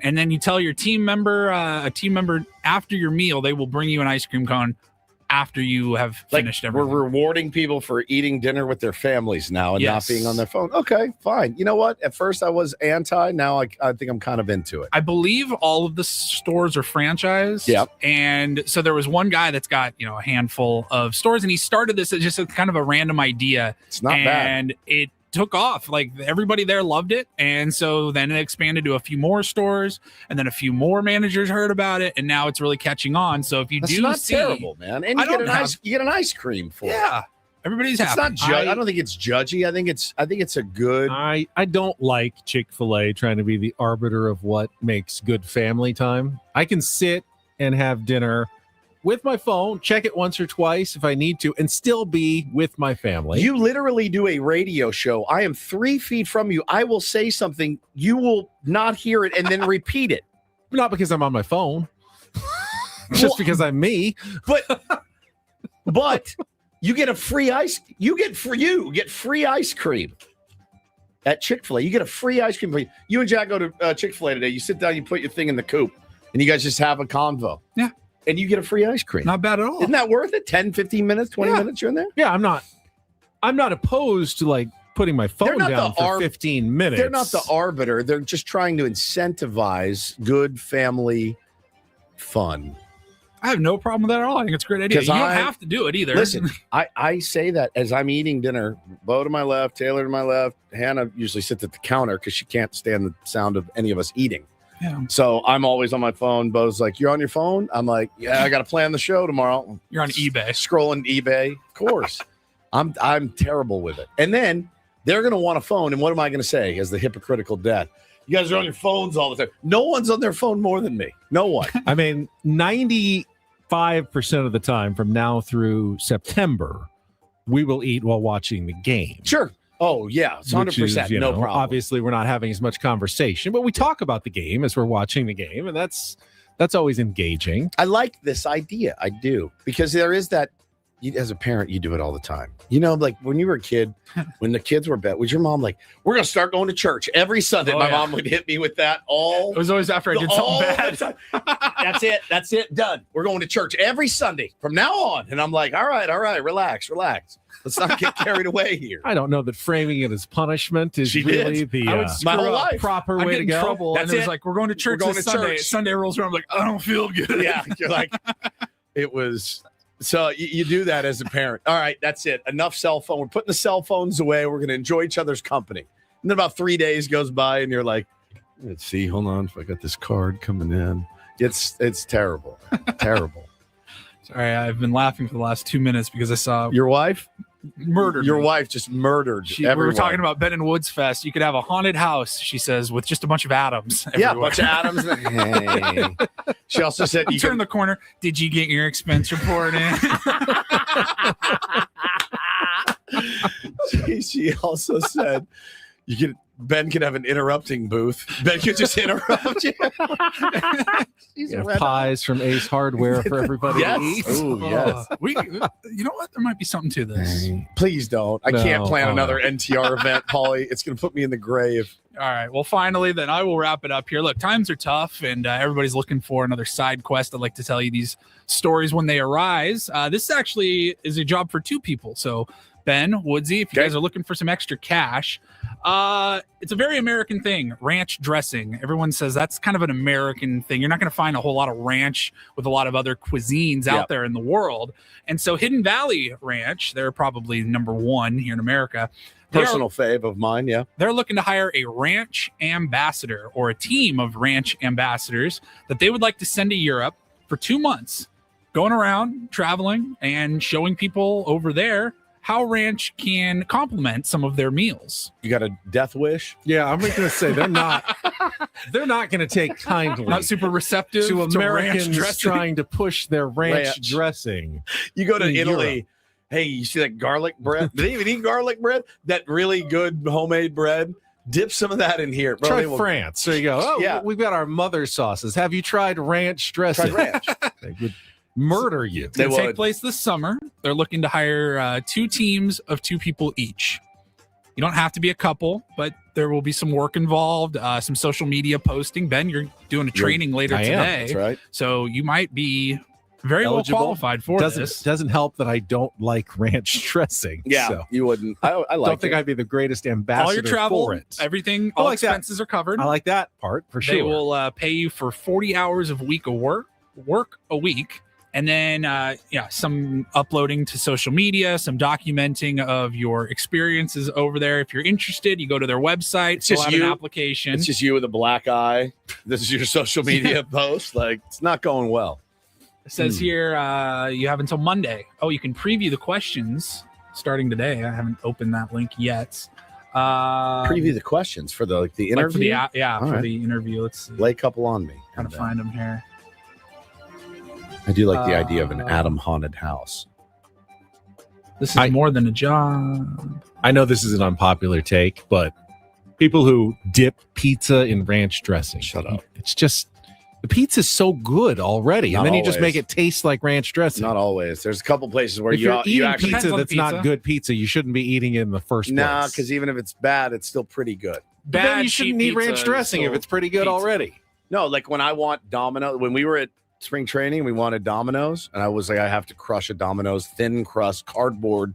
I wanted just that specifically. You can't eat that without ranch. You can't. You shouldn't. But also, I don't put a ton of ranch. I mean, I might. The first bite, it's the little tip of the triangle, and then the crust. And then the crust. Pizza is not a dipping food. It's a good point, Angelo. He says a lot of Euros put straight up mayo on everything. That's exactly. We had a German guy that transferred in our school. Falco was his name. Really? Swear to God. That's cool. Falco Hour. And he rock me Amadeus. So day one, we're like, "What's up, man?" And he's like, "Oh, great," And he sits down at the cafeteria. What the hell? He had fries, and he just they do mayo with their fries. And he just, but I mean, not like a little dip of mayo. I mean, like a trough of it on these fries, and just wolfed it. And then I retched, and I like mayo, but I was like, that's filthy. I can do a little bit of mayo spread onto some bread for a sandwich, maybe, but I'm not a huge mayo guy. Oh, we could do a whole Ben and Woods topic wheel fest. That would be fun. We could do the GIMP box where you come out of the box. That would be really good. Yeah. All right, maybe we will get something going. Just need the space. Sorry, everyone's mad at me. I say pizza is not a dipping food. So is. Chicken tenders are a dipping food. What's the difference? Fries, they're you both can dip. they're finger foods or whatever. What's the difference? Let people eat how they like. I don't care. Pizza already has a sauce on it, though. Tomato sauce. Right. It has its sauce. So do hot wings. That's a good point. Yeah, although some people will argue that the blue cheese is for the celery and the carrots. I like not it all for the wings, but I don't mind mixing them together. All deadly for me. I mean, there's some pizza I would not dip in ranch. I would not. But some pizza I absolutely would dip. The last pizza I had was from Luigi's Crime Scene. That's not a ranch dip. That is not a dipper. Far Corner we had the other day. I'm not dipping that in ranch. No chance. Nope. Go to Tribute. That was really absolutely good. not. Yeah, I love to dip the crust. Oh man, I do. Yeah. Because then it's just a breadstick. It's a breadstick in ranch. Yeah, and it's delicious. There's nothing wrong with dipping that. If you had marinara, you could dip it in that too. All right. If all you had is crust, okay. Yeah. Yes. I just mean like the topping part of the pizza. Yeah. I don't want dipped in anything. I don't like slab, but on the Domino's one, yeah, no. That first bite, it's perfectly able to dip into the dipping cup. Right, wrap it up. You okay over there? Wrapping it up with the round of report. Looking ahead, Padres baseball tonight, game 5 of the season. I guess it's a must-win situation for your San Diego Padres. Already.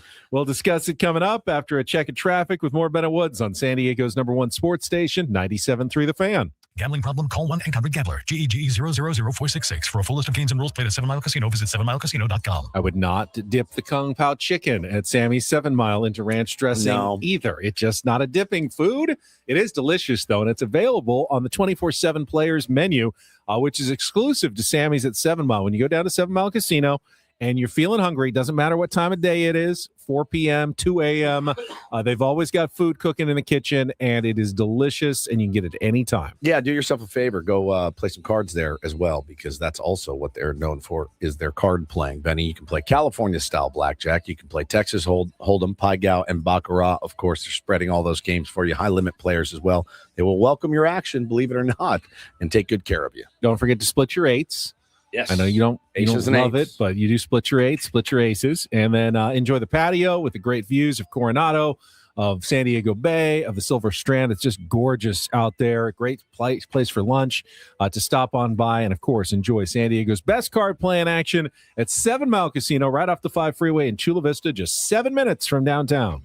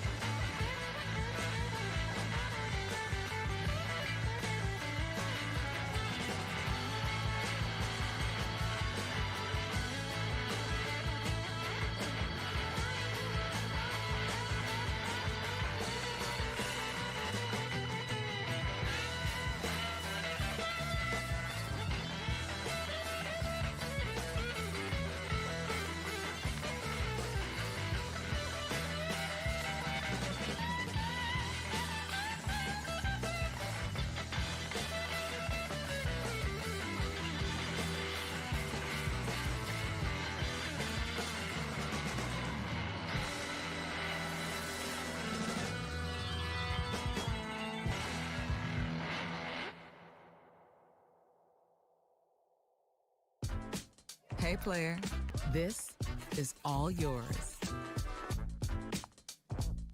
This room with this view.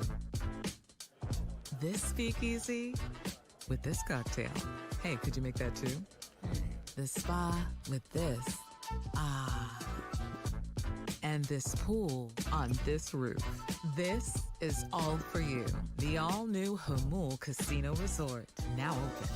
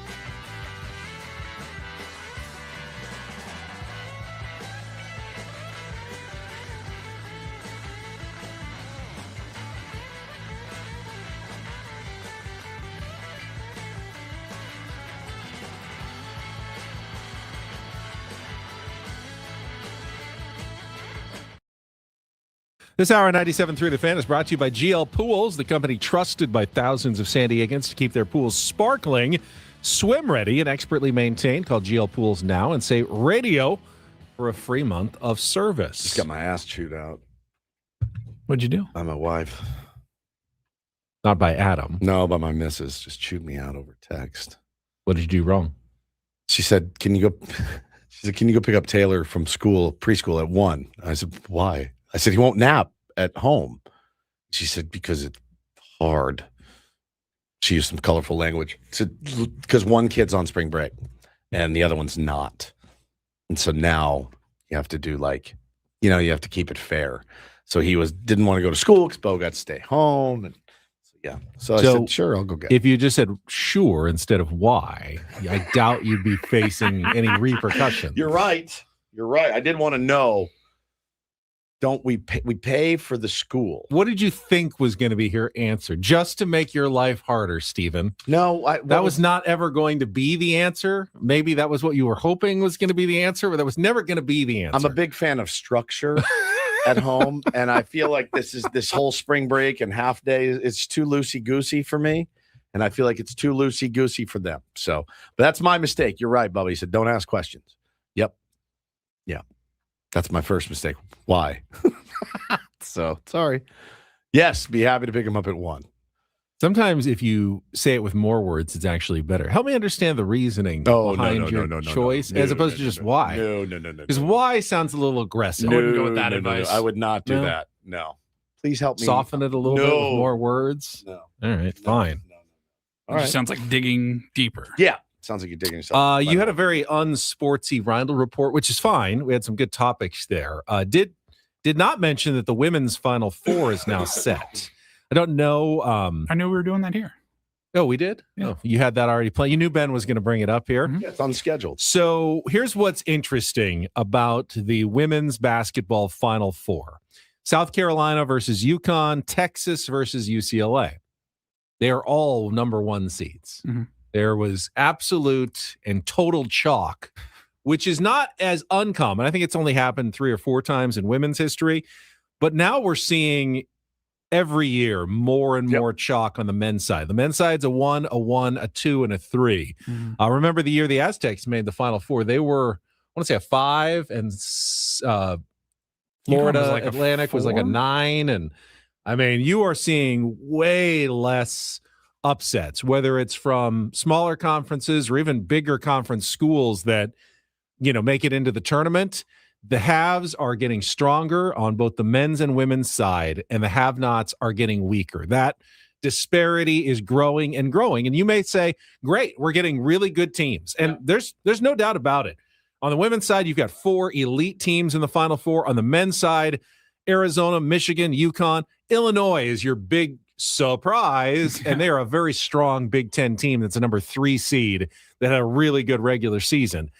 You could say that's great. I want to see great teams. But to me, a lot of the fun of March is the story of the surprise team, the Butler, the Loyola getting to the Final Four, San Diego State. And if we never really see that again, and we're trending toward, I disagree. We may never see that again in college basketball. I don't think that's a good thing for the sport. I think they're few and far between where they're really actually entertaining. I think a Wichita State out of nowhere that couple years, they were fun to watch, but eventually I think the tournament, the March Madness tournament, whittles down to once it gets to 16 is kind of where I'm I actually don't mind seeing the best teams here. Because you still get good, I thought there were a lot of really good games this season, this tournament. This last weekend wasn't great, except it had maybe the best finish of all of them. But I thought the games were good. It's just the Cinderellas weren't winning. They were losing those buzzer beater shots instead of winning them that we've seen in the past. And that doesn't bother me. I wonder if that change, if a few of those drop and there's more parody or whatever that people wouldn't be freaking out. It's not because I feel bad. We got good matchups. I feel like we do this every year though. I feel like it's always, how many, there's always 2, 3, 1 seeds. It feels like, Benny, or 2s, right? it's not like you're like, man, I miss the days when it was a 12 against a Right. 4. And, Exactly. like it's just those days. Those I feel like are way more few and far between. Tim says blaming NIL is not it. It's more transfer portal. Freedom is better. It's all part of it. It's all related. It is such the dilemma because I absolutely support the freedom of players to make money, this freedom of players to, like coaches, if they want to switch schools and go somewhere else, I like it. But it is the money because there are schools that have $20 million budgets and there's schools that have $1 million budgets. Yep. And just like in baseball, the team that spends almost nothing on their roster is not going to be able to compete with the teams that spend a ton. Yeah, every once in a while, a team is going to spend a ton and not have a good season. You saw last year, you saw the Brewers didn't spend anything, and they were unbelievable, and they played with this fervor and passion, and they get there, and they score a bunch of runs in the regular season. They win a bunch of regular season games, and you get to the playoffs, I think they hit $160 against the Dodgers, and everyone is looking at that going, who's really surprised by that? I mean, it's cool. It's cool when it happens. It's cool when the upstart, Padres can do something, even though the Padres are top 10 payroll now. But, it's fun for a while. Big schools always had an advantage because they have better facilities. They have larger fan bases. They are desirable. They also paid players. Locations, and they paid players. They also paid players. All that stuff is still a thing. They've been paying players for years. But now we're amplifying those gaps now they're even just more. Pros. Now they're just signing contracts. When we really should be trying to narrow those gaps a little bit. Like baseball wants to narrow the gaps. I'm not saying that everybody has to have the same payroll and it's a salary cap and like football. Everybody's exactly at $282 million payroll. I don't think baseball needs to go there and it doesn't need a salary cap, but I do agree that we need to narrow the gaps a little bit between the Dodgers and the Brewers. Like squeeze everybody a little more toward the middle just to have hope for some smaller teams, or in the case of NCAA basketball, smaller schools. That it's not college sports. Recruiting in history is so much more of a factor than it is in like Major League Baseball, for example. The guy is just a free agent in baseball, is just going to go, maybe it's a good fit, but he's going to go wherever he gets the most money. But at some point, when the blue bloods in basketball, in college basketball, and college sports in general have always been the blue bloods. All right, but here's where we're ultimately going, and this is what I worry about. At some point, half of schools, 75% of schools in basketball, which is like 200 schools, are going to go, why are we investing anything at all in our basketball program? We have no chance whatsoever to compete with any of these schools. Let's just stop giving scholarships. Let's not give any NIL money. Let's just play basically rec basketball against the other schools. And it's going to just be, you're just going to eliminate like 3/4 of Division I. And it's only going to be 3/4. It's only going to be the power schools that are willing to spend tons of money. And that's going to be it. And I think you lose something that's intrinsically great about college basketball if you don't have the chance for those underdog stories, those small schools with the big seasons. I find it hysterical that, for years the SEC was so dominant, for years, for some reason they were so dominant, and all of their teams, it just means more. Well, no, you just paid more. Right. And then as soon as the field gets leveled, and I mean to their level, not level for SDSU, Notre Dame or whatever, but as soon as the field gets leveled a little bit and the guy is like, you're telling me I don't have to leave Louisiana or I don't have to leave Texas and I can make $2 million too? Done. I'm staying here. But you know what conference now pays the most in money? The Big Ten. Big Ten pays the most. Guess where all the winners are coming from now? The Big Ten. In college football. Right. The Big Ten. Right. Because they pay the most money. They pay the most money. You can't tell me there's not a correlation between money and winning. I'm making your point. When they used to pay players illegally in the SEC, that's why they were winning. That's why they won. That's why they were now. And the now Big Ten is paying more. But then the SEC should do what? Try to pay more. But they don't have. They don't have the schools. They do. They don't have quite those like a Mississippi or they pay a lot, but they're never going to have the resources of a Michigan or an Ohio State. And now all of a sudden those schools are going, we can spend, half, at least 3/4 of the SEC schools into oblivion. Maybe not Alabama, right? But we can spend a lot of the SEC into oblivion at this point. Yep. And they are. These conversations are just tough for us. locally in San Diego, because if you're looking through your black and red, Aztecs tinted glasses, you're biased because of course it's not a level playing field. But like in football, you can't minimize the gap. Like you can't shorten the gap between, call it San Diego State and Alabama. You know what I mean? Like they will never be on the same page in football. No. But Jake says Texas has absolutely. Texas and Alabama. They are huge in terms of resources. LSU, because they've been leaders in the sport for like 80 years. You know what I mean? Like it's been that way forever. It's not going to change. March Madness, you get a chance for like San Diego State to go on a run, maybe knock off a couple of lower teams, and you can get to the Final Four. Indiana feels like an incredible story, and it is. Yeah, but they spent tons of money to get there. They spent a fortune. They spent a fortune on their football program. They spent a fortune on it. An insane amount. Pretty awesome, though. It's cool. Pretty awesome. I mean, some mystery donor wants to drop $50 million on Sean Lewis's desk. Like, you know what I mean? Like, see what he can do with it. Then you could probably go and get some top recruits. Could. But it's just not going to happen. Yeah. Not here. Not going to hold my breath on that one. No, I wouldn't either. Right. All right, let's take our final timeout. We'll come back. Look ahead to tonight's matchup, Padres-Giants, Game 2 of the series. Heading toward 10 o'clock with Ben and Woods, live from the Bill House Studios. We know how on San Diego's #1 sports station, 97.3 The Fan.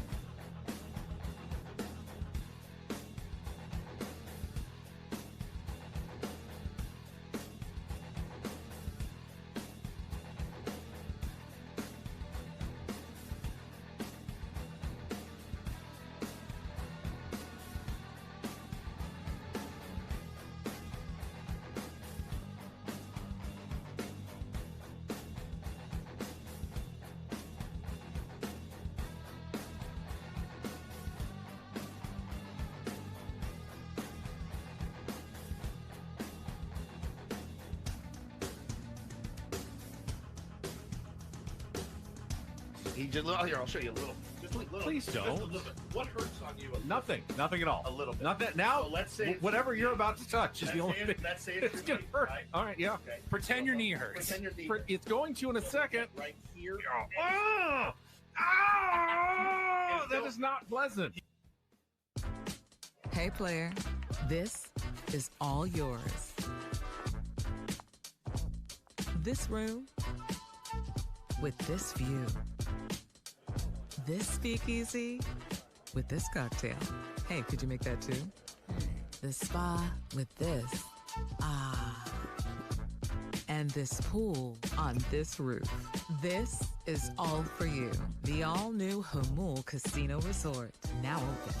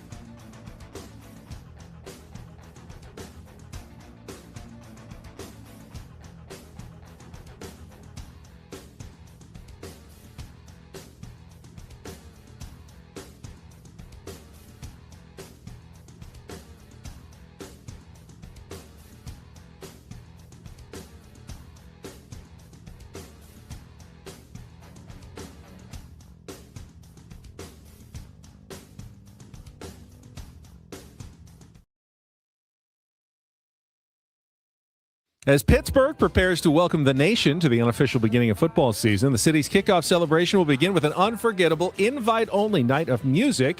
Go to Odyssey.com/the night before to enter for your chance to win a trip to see Jason Aldean, John Morgan, and Shane Prophet. This is a national contest. Also, Colt Emerson will be playing there, along with, who was the other one? Cooper Pratt. Cooper Pratt. I think Shane Prophet just got a new 7-year deal from the Cincinnati Reds, perhaps. That could be real or fake this week. So what are you dancing around? Minor league prospect or country music artist? What are you dancing around in that read? It is. What are you not allowed to say? It is a event in which players from college football are selected one by one by the professional team. Okay, but you can't which say. I believe we don't have televised over like 4 days. We don't have the authority April. to say that, but that's what I am dancing around in that event. That'll be held in Pittsburgh, PA this year. Okay, which means the. Hey Ben, did you get that email I sent? I had a draft written up for you earlier. Did you get that? That drafted email. Oh, drafted email. The drafted email. Yeah, it's in my drafts. Does that mean? Yeah. Does that mean the drafted emails? Does that mean that your mock the event where kids get taken one by one bit is coming soon? Apparently, we are getting closer we're about to that next month. About 3 weeks. Oh my God, it feels like it was just yesterday. Ben mocks the draft is one of my favorite things ever. How do you like it? I get nervous about it. Well, you crush it every year. Sometimes. No, always. Well, I crush half of it. The other half is groan-worthy horrible. But you like those ones ones I like too, those so, ones better, I think. Hey, don't forget, tomorrow, by the way, is April Fool's Day. Oh, yeah. So what do you have planned? Hypervigilance. Hypervigilance, yes. Tomorrow. Okay. We've already gotten tons of emails like, don't believe anything. Well, we're not allowed this week. Even we're not allowed to do. We're not allowed to prank you, but people try to prank the news and get like their stories on. So we have to like double, triple, quadruple check everything. Oh, at Channel 10. Yeah, I bet. With AI, they'll send press releases that look real, and you're like, really? you gotta stop big time this week. Will you figure out who's kind of in control of like submissions, whether they're phone, text line, email, whatever? I would like to get some of your crazy, maybe tomorrow's Wednesday, so Thursday, if you can get like some of the craziest request or news tips. I'll see what they have. I would like to hear some of those. Compile it. We can do a segment maybe on Thursday. Remember the story I told you guys yesterday about the email that I got? Oh, yes. To my iCloud? Oh. Speaking of pranks. Yes. So I don't ever use my iCloud email ever. Does anybody? I don't even know if I assume I have it's one. in my phone, and I clicked and I saw I had an unread email in it. So I opened it. Must be important. Paulie, give me a little music in the background, and I'll tell you what happened. Now let's tease this for after traffic here on 97.3 The Fan. From the 855 Get Ross Traffic Center. Injured? Demand justice. Demand Jurowitz. 855GetRoss.com. Here's Kelly Danick. Looking okay on our freeways this time. Everything's starting to wind down pretty nicely. Not showing any brake lights out of the South Bay. East County ride checks out well. And South 15, South 5, we're not showing any problems coming down from the North County. I'm Kelly Danick with Ben & Woods, San Diego's #1 sports station, 97.3 The Fan. Proceed, sir. So I open up my iCloud. And the email starts as follows. Hello, pervert. So immediately, hello, pervert. So immediately you feel seen. That's good. I died. Hello, pervert. And I went, what is this? So I start scrolling down. It says, I'm watching you.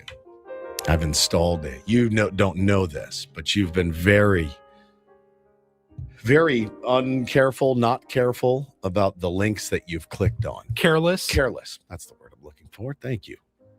You've been very careless about the links you've clicked on. You can be somewhat careless online. I can. Hey, pervert. Hey, pervert. I've installed spyware into all of your devices, and you didn't know this. And I've been watching you for the last few months. And if you don't go right now and send me 5,000 Lifecoin, whatever that is, 5,000 Lifecoin, I will release this to all of your friends, family, LinkedIn, your contact list. No. And my immediate reaction was, so?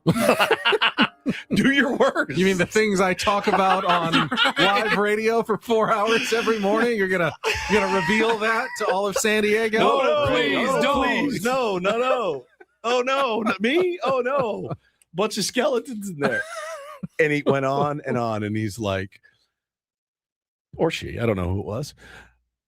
Do not tell the police, because I will know and it will be released. Do not respond to this email, or I will know and I will tell the police. Blah, blah, blah. And it just goes on. Then it goes into this real boomery description about how to actually, and if you don't know what Lifecoin is, you'll need to go to this website. You'll need to do blah, blah, blah, transfer. Once I have it transferred, I promise you, I will delete all of the evidence. Oh. Very trustworthy blackmailer out there. Are you scared? Are you nervous? I laughed so hard. Now, I will say, I deleted the email and I can't find it because I would have read it verbatim, but it was the funniest thing I've ever read. And I will tell you this. For one small second, I did go, what the? And then I was like, oh, this is a scam, dude. So, hey, listen, perverts out there. Nobody's watching you. Should have tried to get you to upgrade your flight is where they really could have had you. It's probably the same guy, if I'm being honest.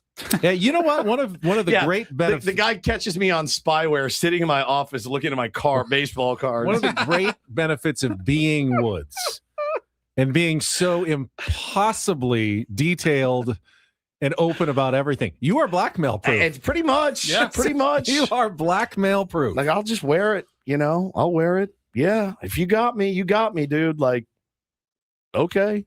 I mean, there's nothing illegal on there. So if you got me, you got me. Let if mom, dad, if it's coming. Sorry. If it's coming to your inbox, sorry about it. Just delete it. Coming up tomorrow on Ben and Woods, our first Brett Boone Wednesday. He's going to return now that he is no longer hitting coach for the Texas Rangers back in our Odyssey stable. Booney has agreed to come on with us, I believe, pretty much every Wednesday, weekly 7:35 through the baseball season. So we got Booney back. Of course, all guests on Ben and Woods appear on the SDCCU fan hotline. It's not big bank banking. It is better. Had Jesse Agler on earlier today. He's got his first incorporator tonight. 6:40 first pitch at Petco Park with German Marquez making his Padres debut. I'm sorry, I was playing the word for a Barrancator. German Marquez actually had a really good last start at spring training. Yeah, very had some good. very shaky ones before that, but he's coming off a really good start. He'll be opposed by opening day Giants starter Logan Webb, who got lit up by the Yankees, but usually considered one of the better pitchers in the National League for game 2 of the series tonight. Both teams still struggling to score runs. 3-2 is not exactly a score fest. The Giants have scored 4 runs this season. The Padres have scored 9 runs this season. There's plenty of games with more than 13 runs total. In fact, yesterday, the Rockies scored 14. That's more than the Giants and Padres have scored combined all season in just their one game yesterday. So both teams looking to get the offense going as the Padres look to it. They need to win their last 2 to at least split the homestand to open the season. Yeah, man. Yeah, it's like last night, Tough too. task I tonight. Texted my buddy, and I said, I wish I was really confident in Walker Buehler and German Marquez. I'm not yet, and I don't think they've earned my confidence. Walker did okay. He did okay. What did Craig say? Good, not solid, not spectacular. Yeah. So, okay, fine. He didn't blow my hair back, but he also didn't, lose my trust already in game 1. Yeah, so you could go out tonight if you're German Marquez, and, for me, it's just don't walk guys.